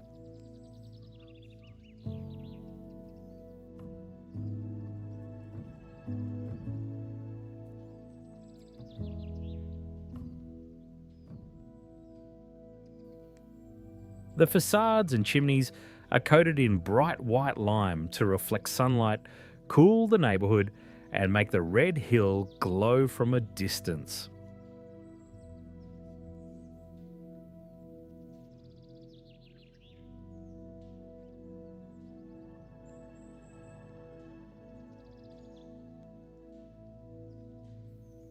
Around Guadix, the land has been carved by erosion for millions of years, leaving deep gullies and sharp ridges that look like scenery from another planet.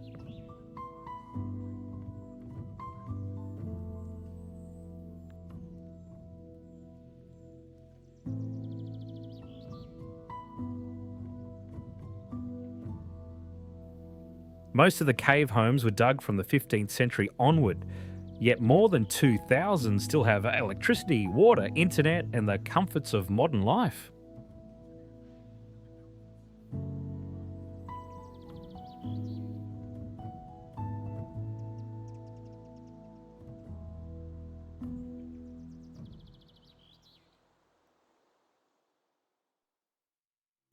Inside, natural vaulted ceilings open wide like a stone palace, while light slipping through doors and vents gives the rooms a warm and slightly unreal feeling.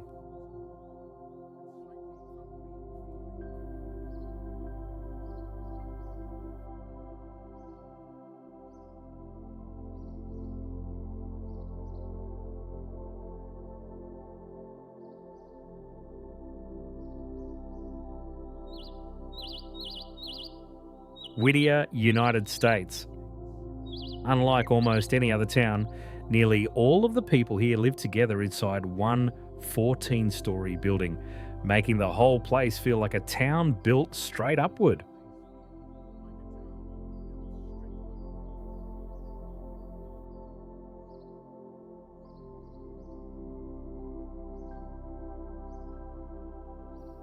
Outside that building is a far harsher world where winter snow can reach about 20 feet and wind can blow at more than 100 miles per hour. So even stepping outside can feel like a survival test.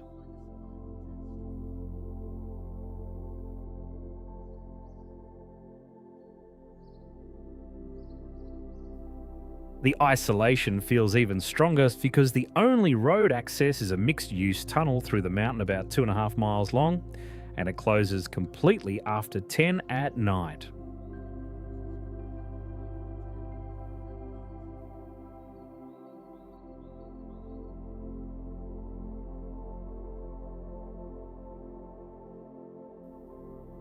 Because the weather is so severe, children here can even go to school without stepping outdoors, using a tunnel that connects the main building directly to the school.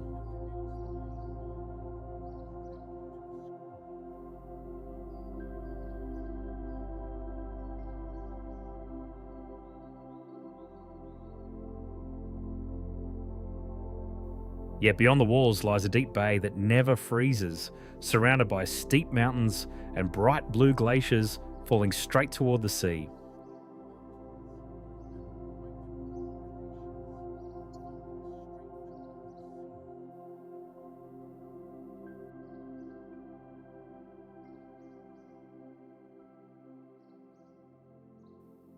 Beside the building where people still live stands a huge abandoned military concrete block, cold and grey like the remains of a post apocalyptic world that never fully disappeared.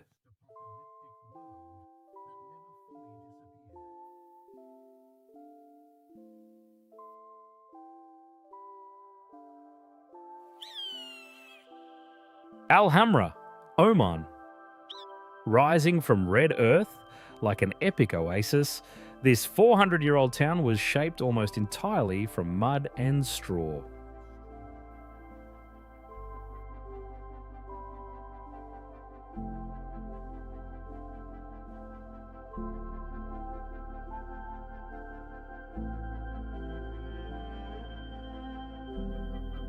Its 2 to 3 story houses stand so close together that they create narrow shaded lanes where sunlight can barely touch the ground, even at midday.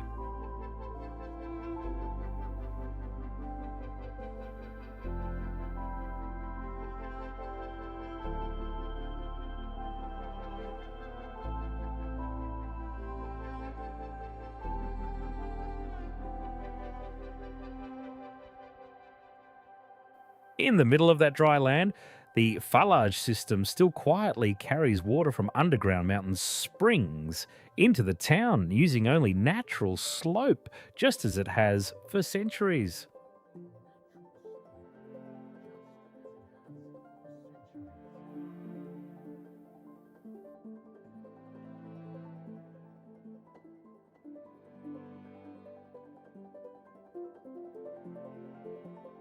The whole settlement was also placed on a rocky incline to avoid flash floods and guide irrigation water down toward the palm groves below.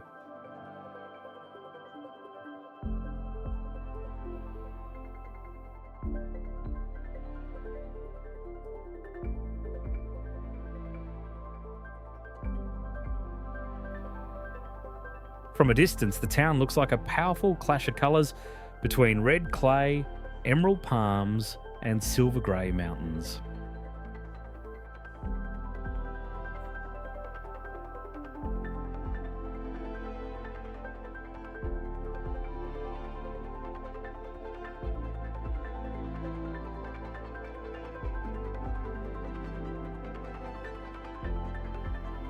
Yet the town's greatest enemy is rain, because every rare storm slowly dissolves part of these mud houses back into the earth.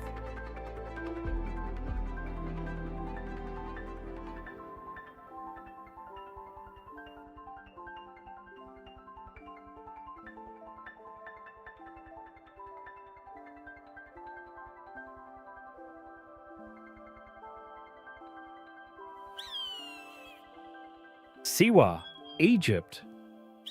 In the middle of a golden sea of sand, Siwa appears like a miracle, with neon blue salt lakes and bright white salt lines glowing under the Sahara sun.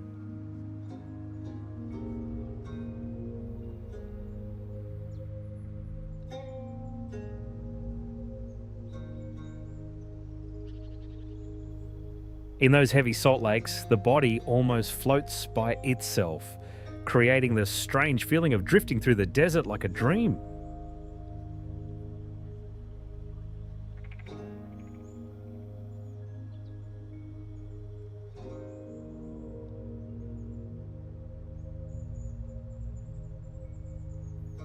Beyond the water, people built homes from a mix of salt, mud, and sand so the walls stay strong in fierce heat, but can slowly melt after rare rain.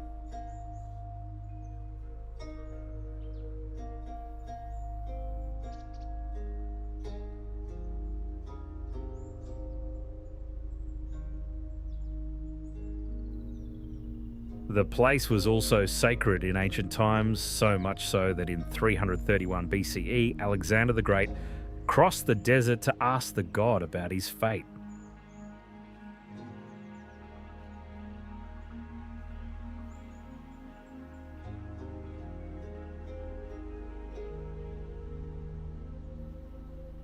Fed by more than 200 natural underground springs, the oasis still supports more than 300,000 palm trees and 70,000 olive trees, turning it into a rare green refuge in a brutal land.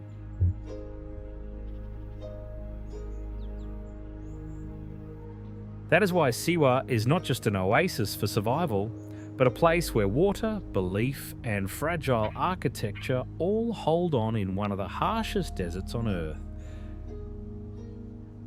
Earth.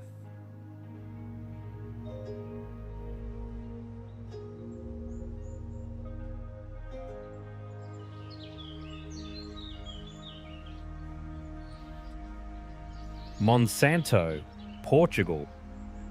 On a granite hill about 2,500 feet high, Monsanto looks as if it was fitted directly into the mountainside, where houses and boulders seem to have been born together.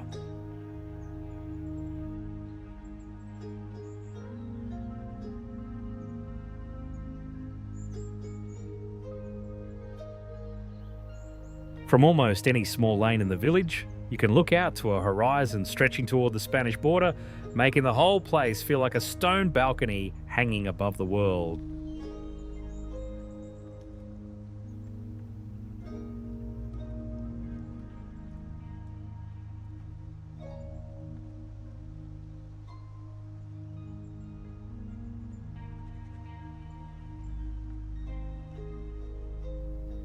But to move through the village, you must slip into a maze of stone steps, narrow passages, and granite walls with some parts only wide enough for one person to pass.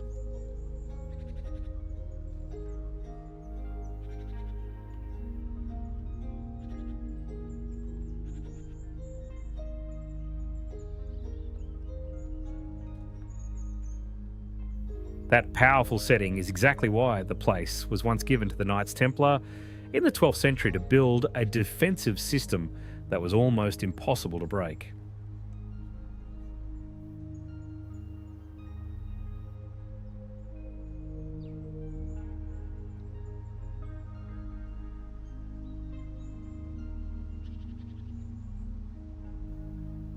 Along those tight paths, some boulders weighing more than 200 tons rest right above the rooftops, making it feel as if the whole village lives under the weight of the mountain.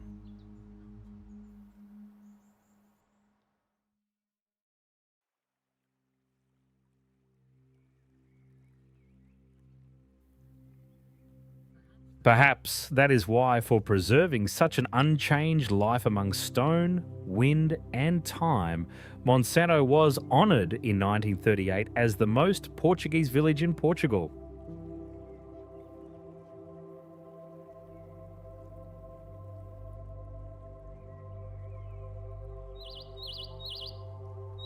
Oradour-sur-Glane, France.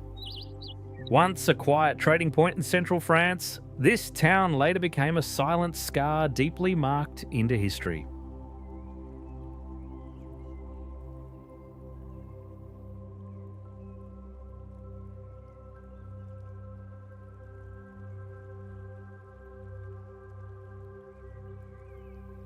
Among the cracked grey walls, green moss, weeds, and climbing vines still grow quietly, making life and decay stand side by side in a scene that feels painfully calm.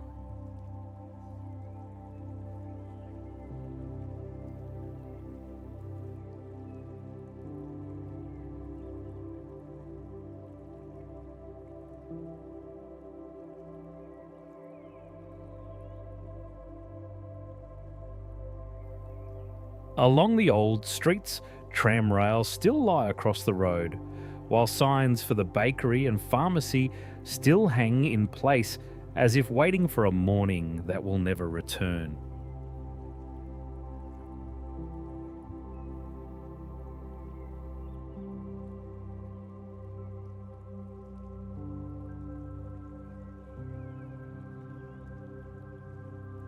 Everything changed on June 10th, 1944, when a wartime tragedy cut short the ordinary lives of more than 640 people in a single afternoon.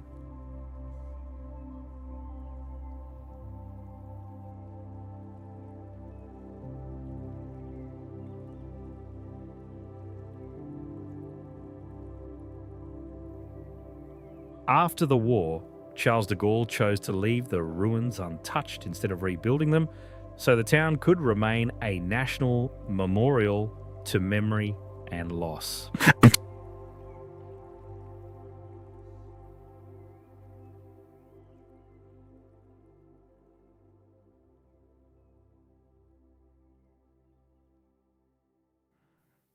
Beside the town, the river still flows as gently as before, and that quiet calm makes it even clearer that some places do not need to speak loudly to remind people of the value of peace.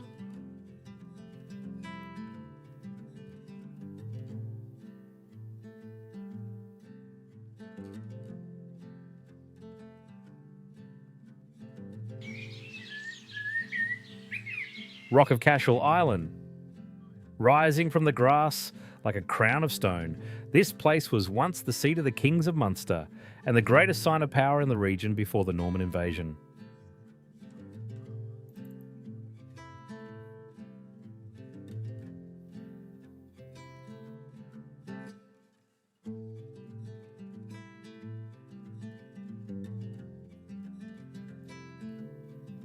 From that rocky height, the plain spreads out in every direction, making the old grey complex look like a fortress forgotten between sky and grass.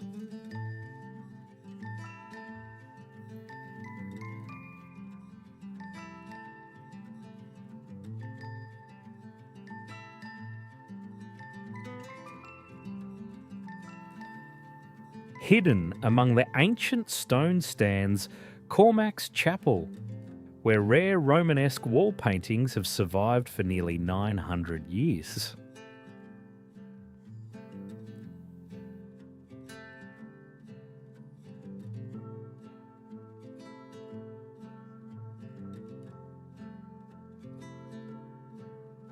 It was also here that Brian Boru, the king linked to the dream of a united Ireland, was crowned in 1002, giving the rock even deeper historical meaning.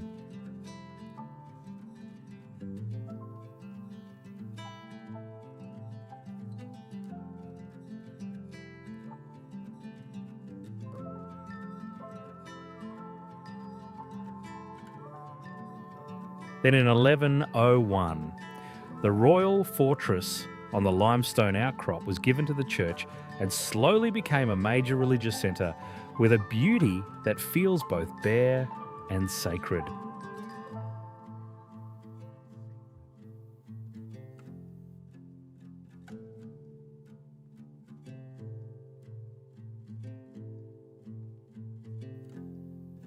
That is why the Rock of Cashel is not just a monument, but a place where power, faith, and the memory of Ireland all rest on one single rock.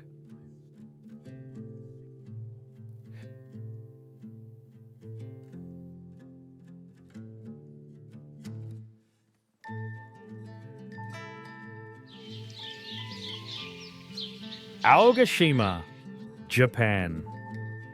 Hidden in the vast Pacific Ocean, 222 miles from the mainland, Aogashima amazes people by holding a small village inside the belly of a double volcano waiting to wake up.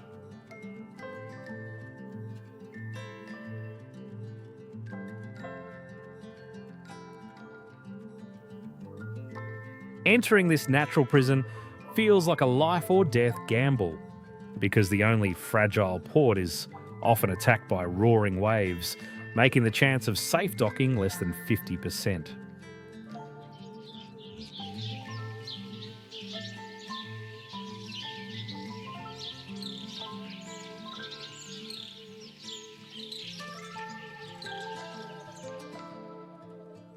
Few people know that this destructive machine once erupted with red fire, killing many residents and leaving the island empty for about 50 years.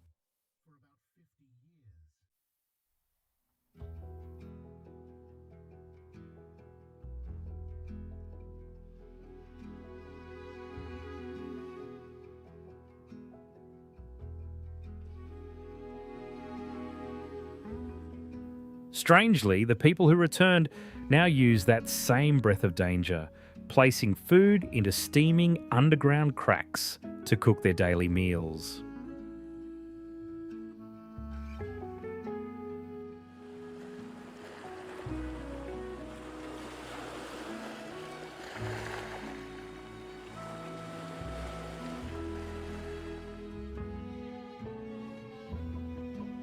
Although hidden fire keeps boiling beneath their feet, about 160 to 170 people still live calmly here, paying taxes to Tokyo from one of the most isolated places on Earth.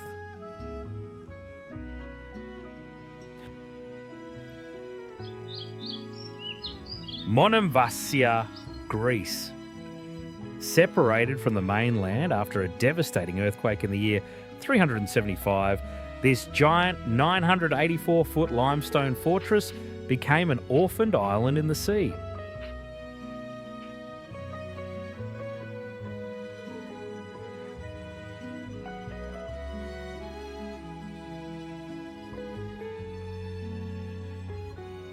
With no underground water source, the survival of the ancient town depended on rainwater cisterns carved deep into the mountain.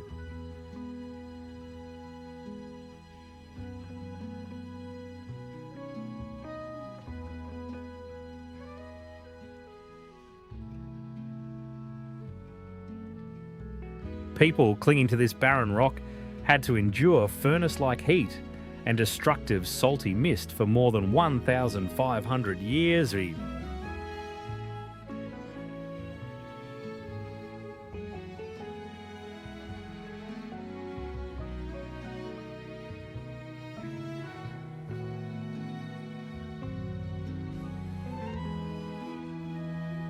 Because the terrain is so steep, its stone alleys reject wheeled vehicles, forcing movement by foot or by mule.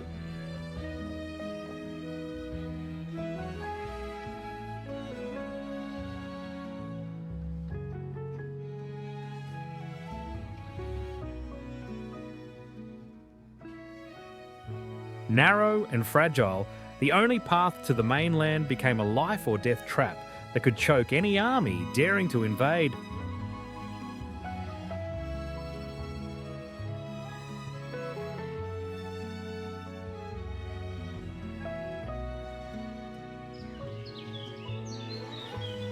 Civita di Bagnoregio, Italy. Clinging to a soft rock peak that cracks day by day, this place feels like a ghost town more than 2,000 years old, living slowly under the chilling name, the Dying City.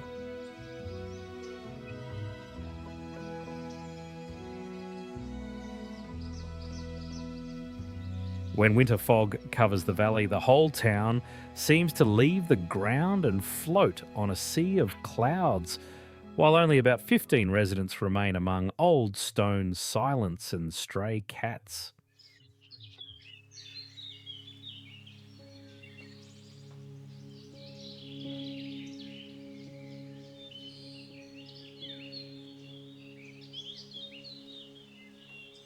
Its existence becomes even more fragile because rain and wind keep eating away the foundation, making the town edge retreat by about 3 inches each year, as if nature is quietly taking it apart layer by layer.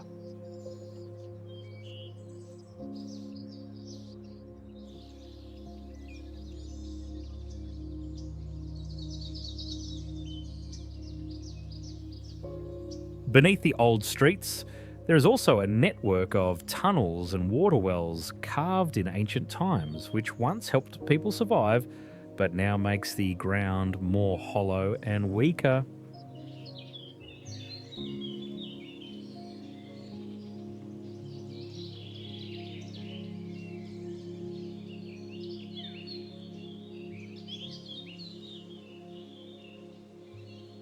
That is why every visitor must pay a small fee to cross the bridge into the town, and that money is used to strengthen the ground, like an effort to hold this wonder back from disappearing.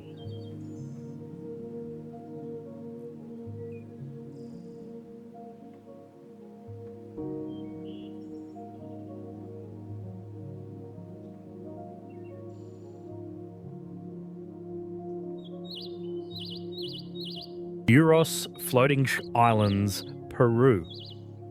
To escape violence on land more than 500 years ago, the Euros people left solid ground and built a floating reed nation at an altitude of 12,507 feet.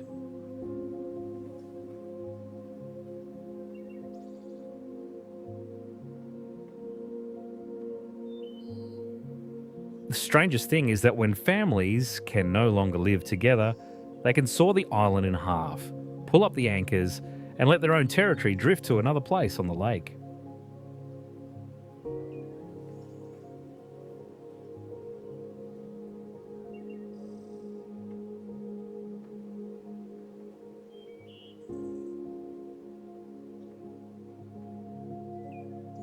This soft reed layer makes every step sink about 2 to 4 inches, creating the feeling of walking on a water cushion that can sometimes wet your shoes with cold water.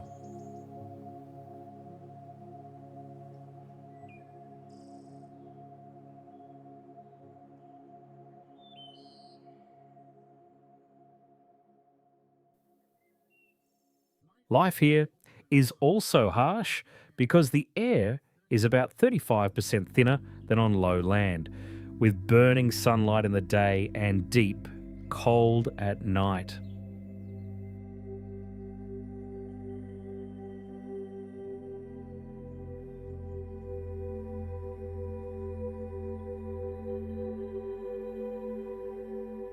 For the Euros people, Tatora Reed is not only the ground, but also material for homes, boats, medicine, and its white root is an important food source.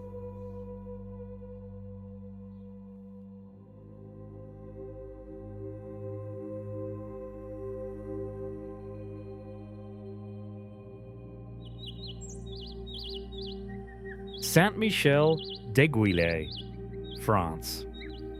In the quiet plain, a volcanic core 279 feet high rises like a giant stone needle, carrying a church more than 1,000 years old on its top.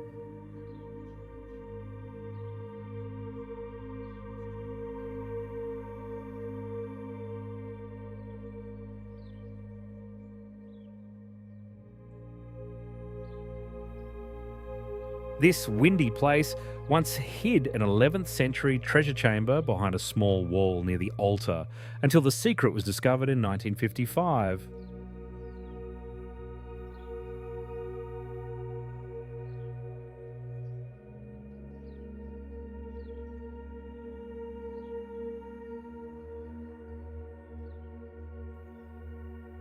To reach the High Arch Gate, visitors must climb 268 steep stone steps twisting around the pillar, making each step feel like moving along the scales of a giant snake.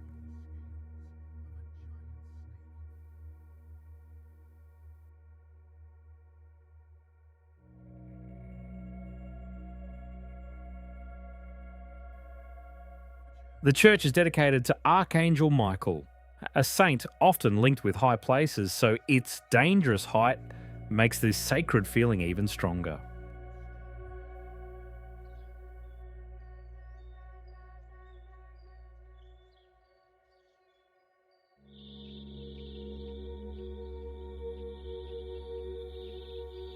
The colourful arch gate, made with white, red, and black stones, forms delicate ancient patterns that stand in sharp contrast to the dark basalt core rising straight into the sky.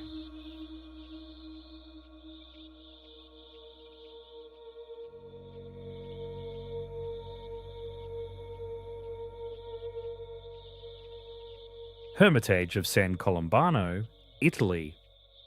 Like a silent guard trapped inside the giant jaws of grey rock, this hermitage hangs nearly 400 feet above the cliff, looking down at the rushing water below.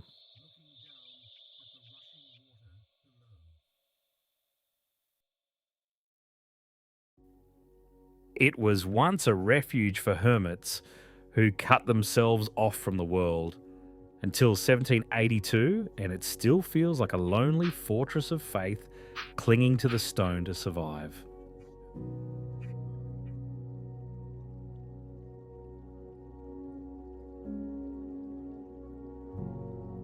The overhanging rock above works like a natural roof, keeping the inside cooler than outside and protecting the frescoes from rain and wind for many centuries.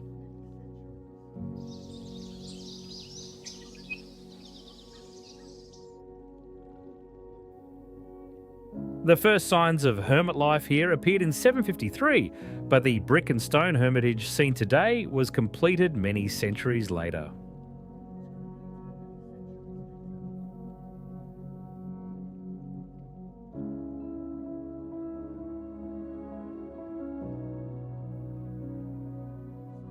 Sunlight only enters through a few small windows at certain moments, making the rough rock, old paintings, and whistling wiskund blend into a space that feels both sacred and mysterious.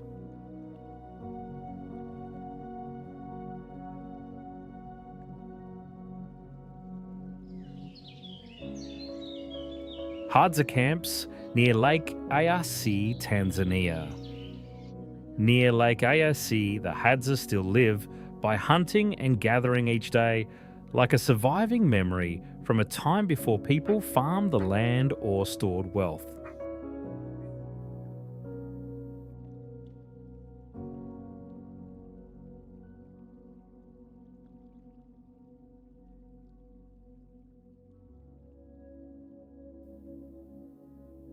They also speak a click language that rises through the wild landscape like an ancient sound, unlike the speech of the communities around them.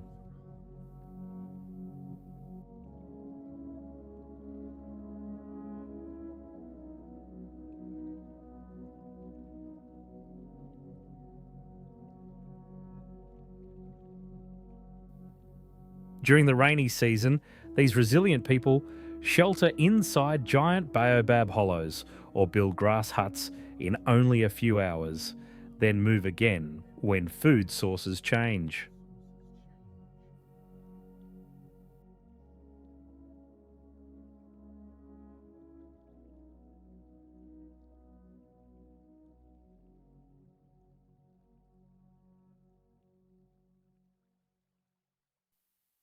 When the dry season arrives, Lake Eyasi pulls back into a wide white salt flat, surrounded by thorny acacia scrub, dry rock, and rough baobab trees that look like creatures from another world.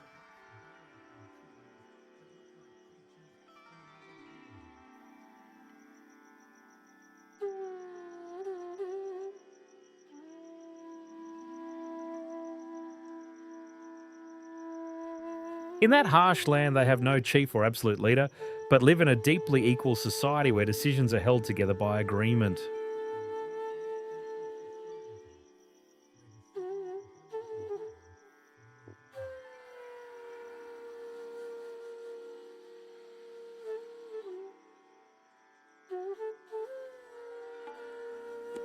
That is why the Hadza are not only a rare community, but also a living image of how human beings survived for a very long time before the modern world appeared.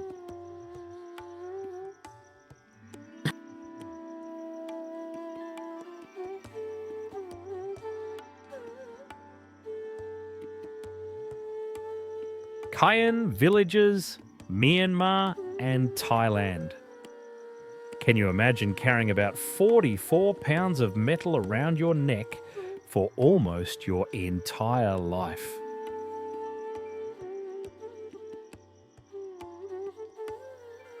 Beneath stilt houses raised about 7 to 10 feet above the ground, many Kayan women still sit quietly weaving cloth, while heavy brass coils also wrap around their arms and legs.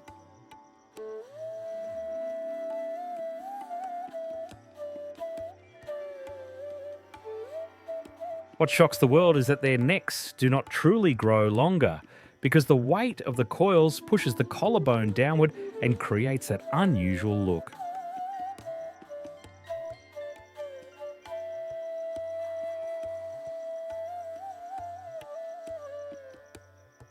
Around this custom are misty mountain villages where the houses stand high like simple wooden forts to escape damp ground, wild animals, and even night attacks.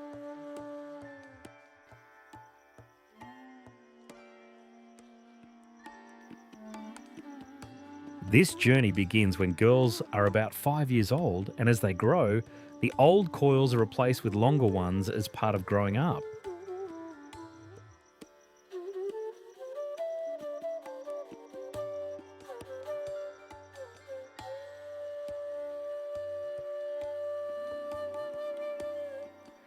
So, behind the raw beauty of the Kayan village is a heavy story of people using their own bodies to protect a cultural identity across generations.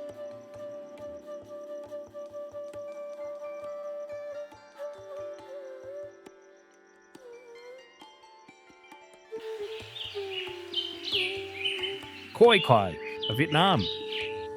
In the middle of Green Mountain forests, Khoi Kai looks like a village carved from stone because everything from the homes to the paths carries the same cold grey colour.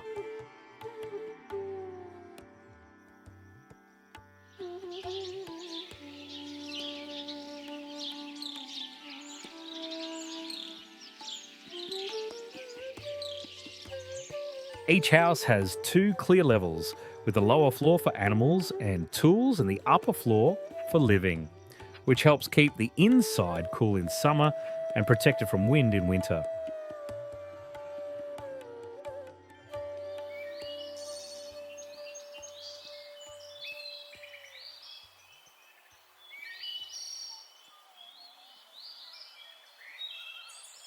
The greenstone walls are about 2 to 3 feet thick and were stacked fully by hand without cement, yet they have supported wooden frames and tiled roofs for centuries.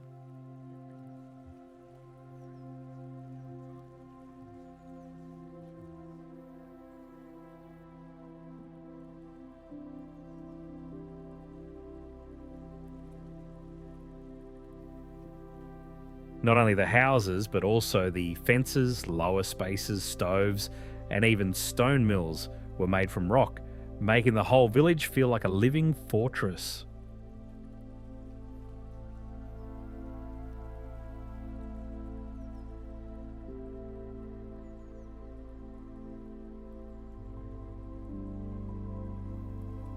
From above, the grey houses set inside dark green forest look like an old battle formation, giving the village a hidden and mysterious feeling.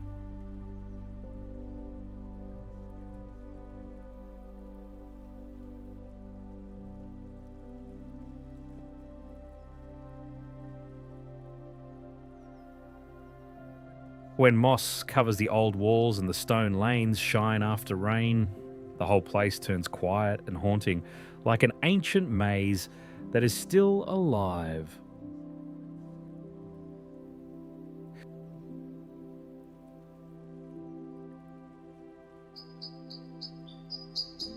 Supai Village, Arizona. Hidden 3,000 feet deep in the Grand Canyon, this is one of the most isolated settlements in the continental United States.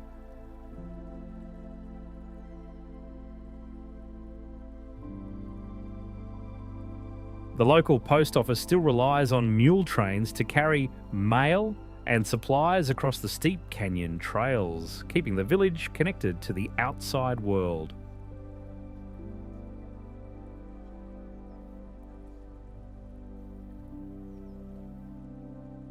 Around it, crimson rock walls, more than 280 million years old, rise like a giant stone well and glow intensely at sunset.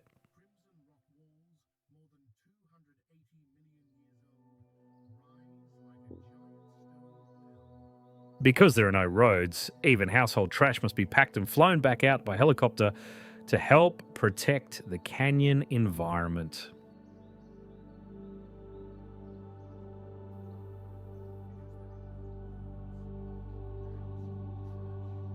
The bright turquoise stream running through the village gets its colour from very high levels of calcium and magnesium carried from deep underground.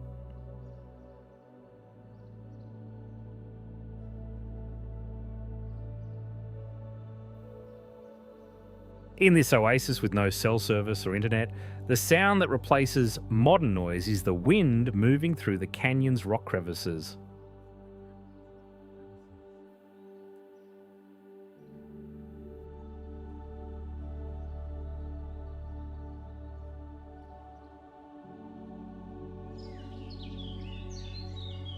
Meteora Monasteries, Greece. On sandstone pillars up to 1,312 feet high, These monasteries look like small fortresses standing on the edge of the cliff, high on top of giant stone fingers.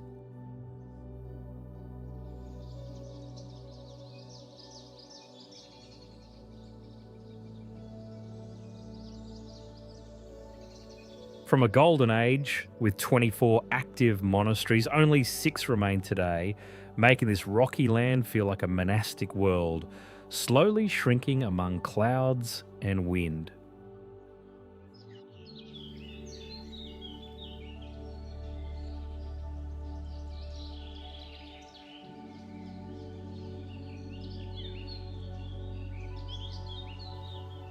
To build these structures, every brick, wooden beam, and water container had to be pulled by hand up the cliff, and some places took 20 years just to bring enough materials to the top.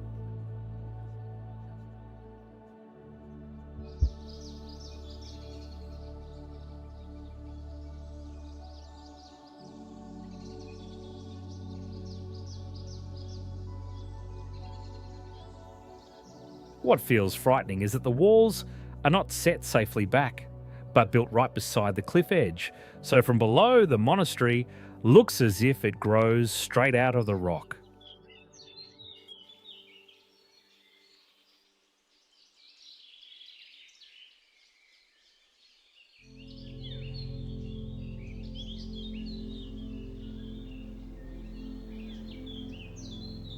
Today, even with hundreds of steps carved into the cliff, some places still use simple cable systems to carry goods across the abyss, making Meteora feel both sacred and terrifying.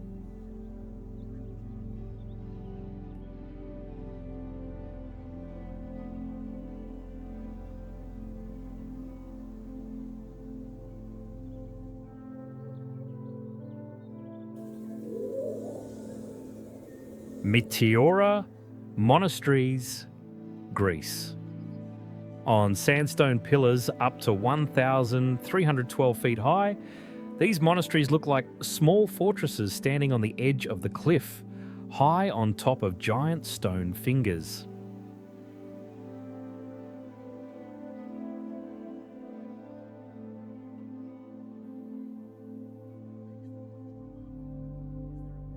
From a golden age with 24 active monasteries, only 6 remain today, making this rocky land feel like a monastic world, slowly shrinking among clouds and wind.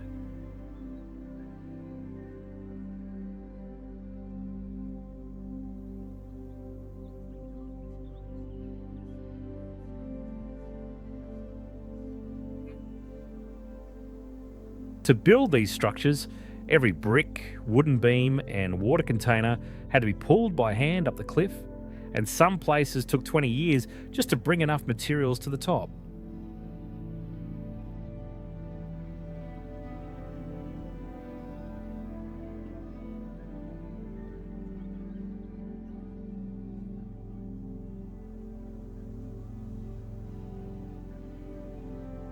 What feels frightening is that the walls are not set safely back, but built right beside the cliff edge, so from below the monastery looks as if it grows straight out of the rock.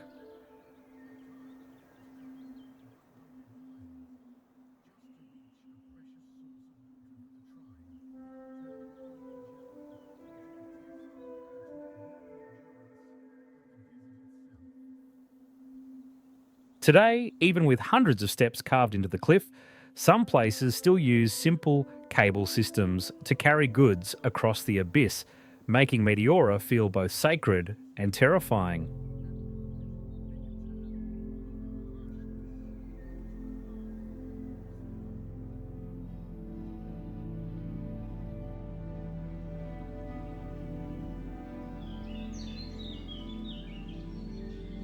Kawa Ijen area villages, Indonesia. Here, people make a living beside a volcano that breathes fire and poison, so even an ordinary workday can feel like a walk into hell.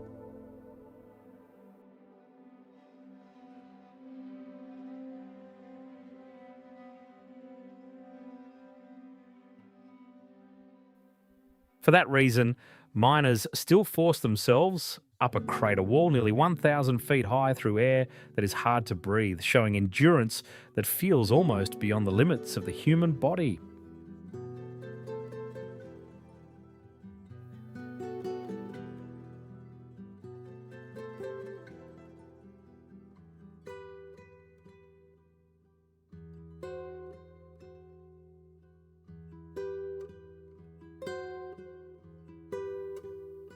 At the bottom lies a calm turquoise acid lake with acidity close to zero, strong enough to eat through metal.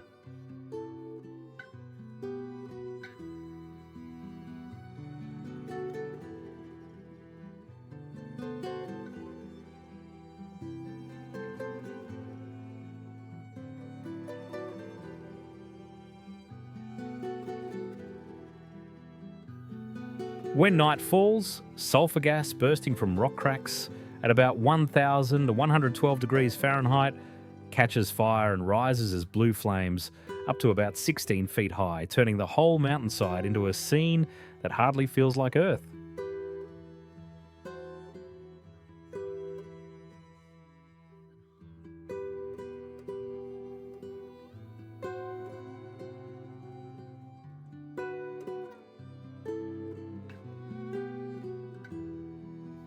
Inside that ghostly beauty, miners still carry about 150 to 200 pounds of sulfur on their bare shoulders, often protected by nothing more than a thin, wet cloth over the mouth.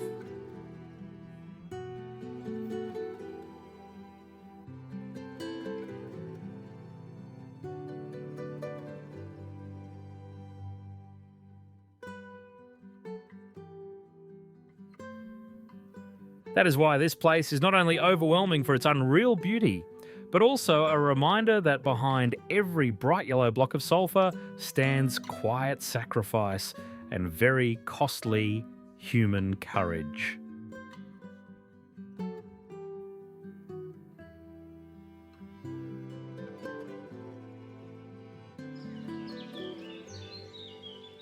Taktsung, Bhutan. Clinging to a steep cliff at an altitude of 10,171 feet, this white monastery looks as if it is hanging in the sky and challenging gravity through its dangerous position.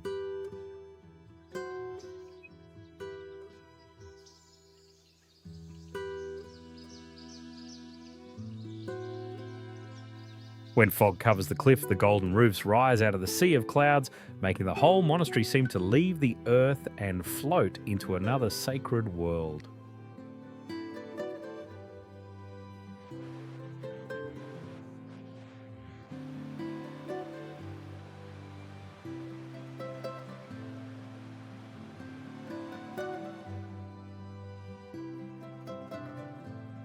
Before entering it, pilgrims must cross a narrow stone bridge beside a dark gorge, where the roar of the waterfall makes the journey feel even more chilling.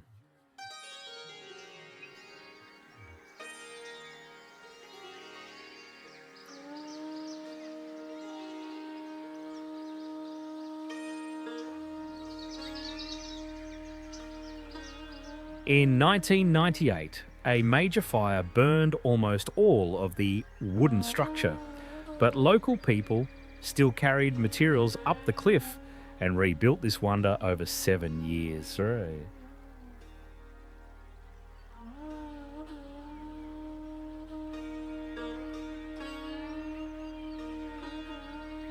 Along the mountain path, thousands of prayer flags tied among old pine trees beat loudly in the wind, creating a rushing sound like the whole valley is chanting together.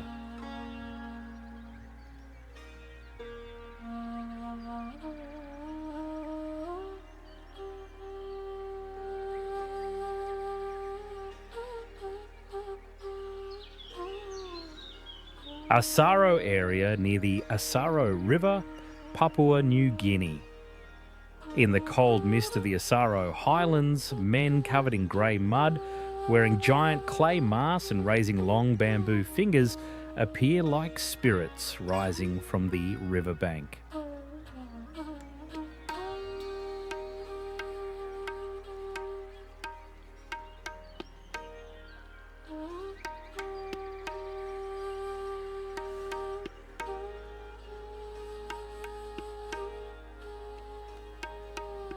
few people realise that the grey mud is not only meant to frighten others, but also works like a natural coating that helps block strong sun and keep tropical insects away.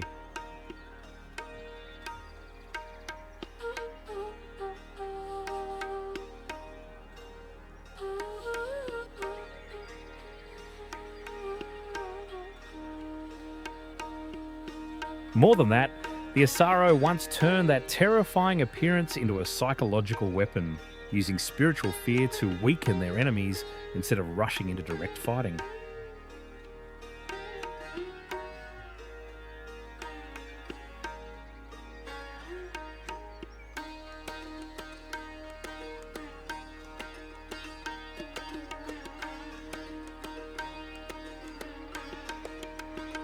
Local legend says that after being chased, they climbed out of the river covered in silver grey mud, and their enemies believed deadly spirits were returning, so they fled in panic.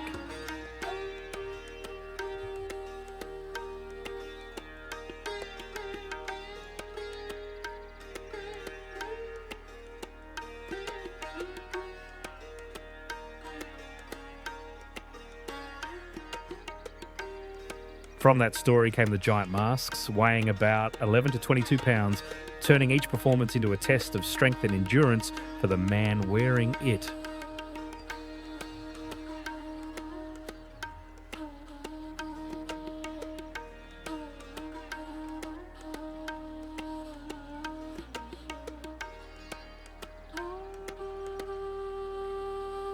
In the cold air and thick mist, they also build round houses without nails, using only wood and rattan ties. Yet the structures can stand up well against mountain winds and earthquakes.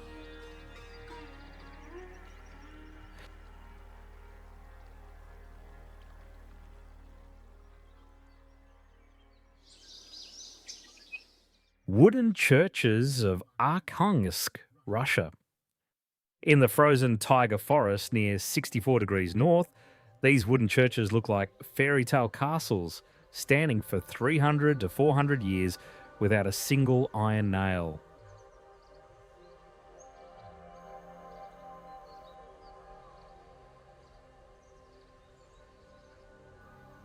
Alone between dark pine forests and white snow for many months, these deep grey structures feel like land lighthouses guiding people through the northern ocean of trees.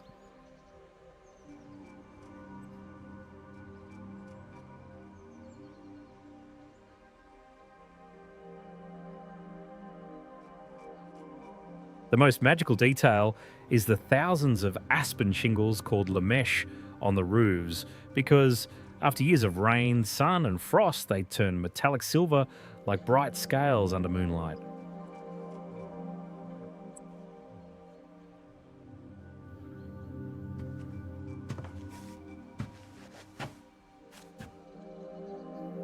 In a land where winter lasts 7 to 8 months and darkness covers almost the whole day, the churches still survive like living beings fighting time and frost.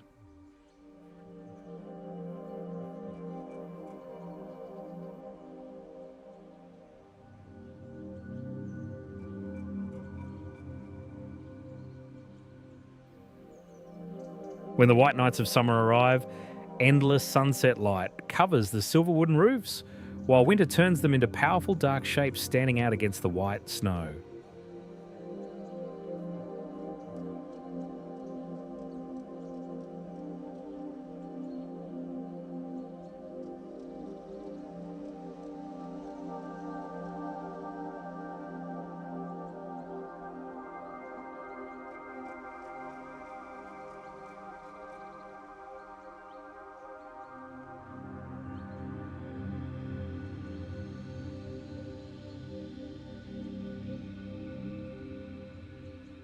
Igbo Ora, Nigeria. In the tropical savanna around Igbo Ora, giant rock outcrops rise suddenly from open grassland and red dirt roads, giving the town a simple but very unusual look.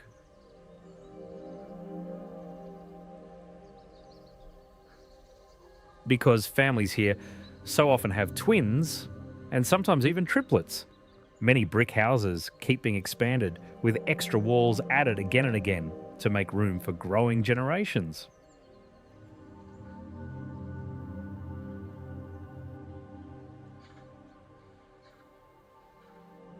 From the moment they are born, the two children almost seem to receive their identities at once. The first is called Taiwo, the second is Kehinde, yet Yoruba belief sees Kehinde as the older one.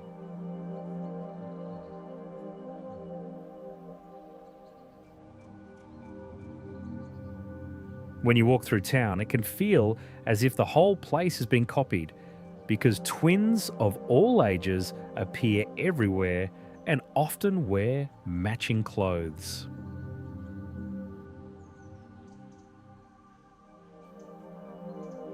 That repeated sight is what made Igbo Ora known as the twin capital of the world, with a twin birth rate nearly 4 times the global average.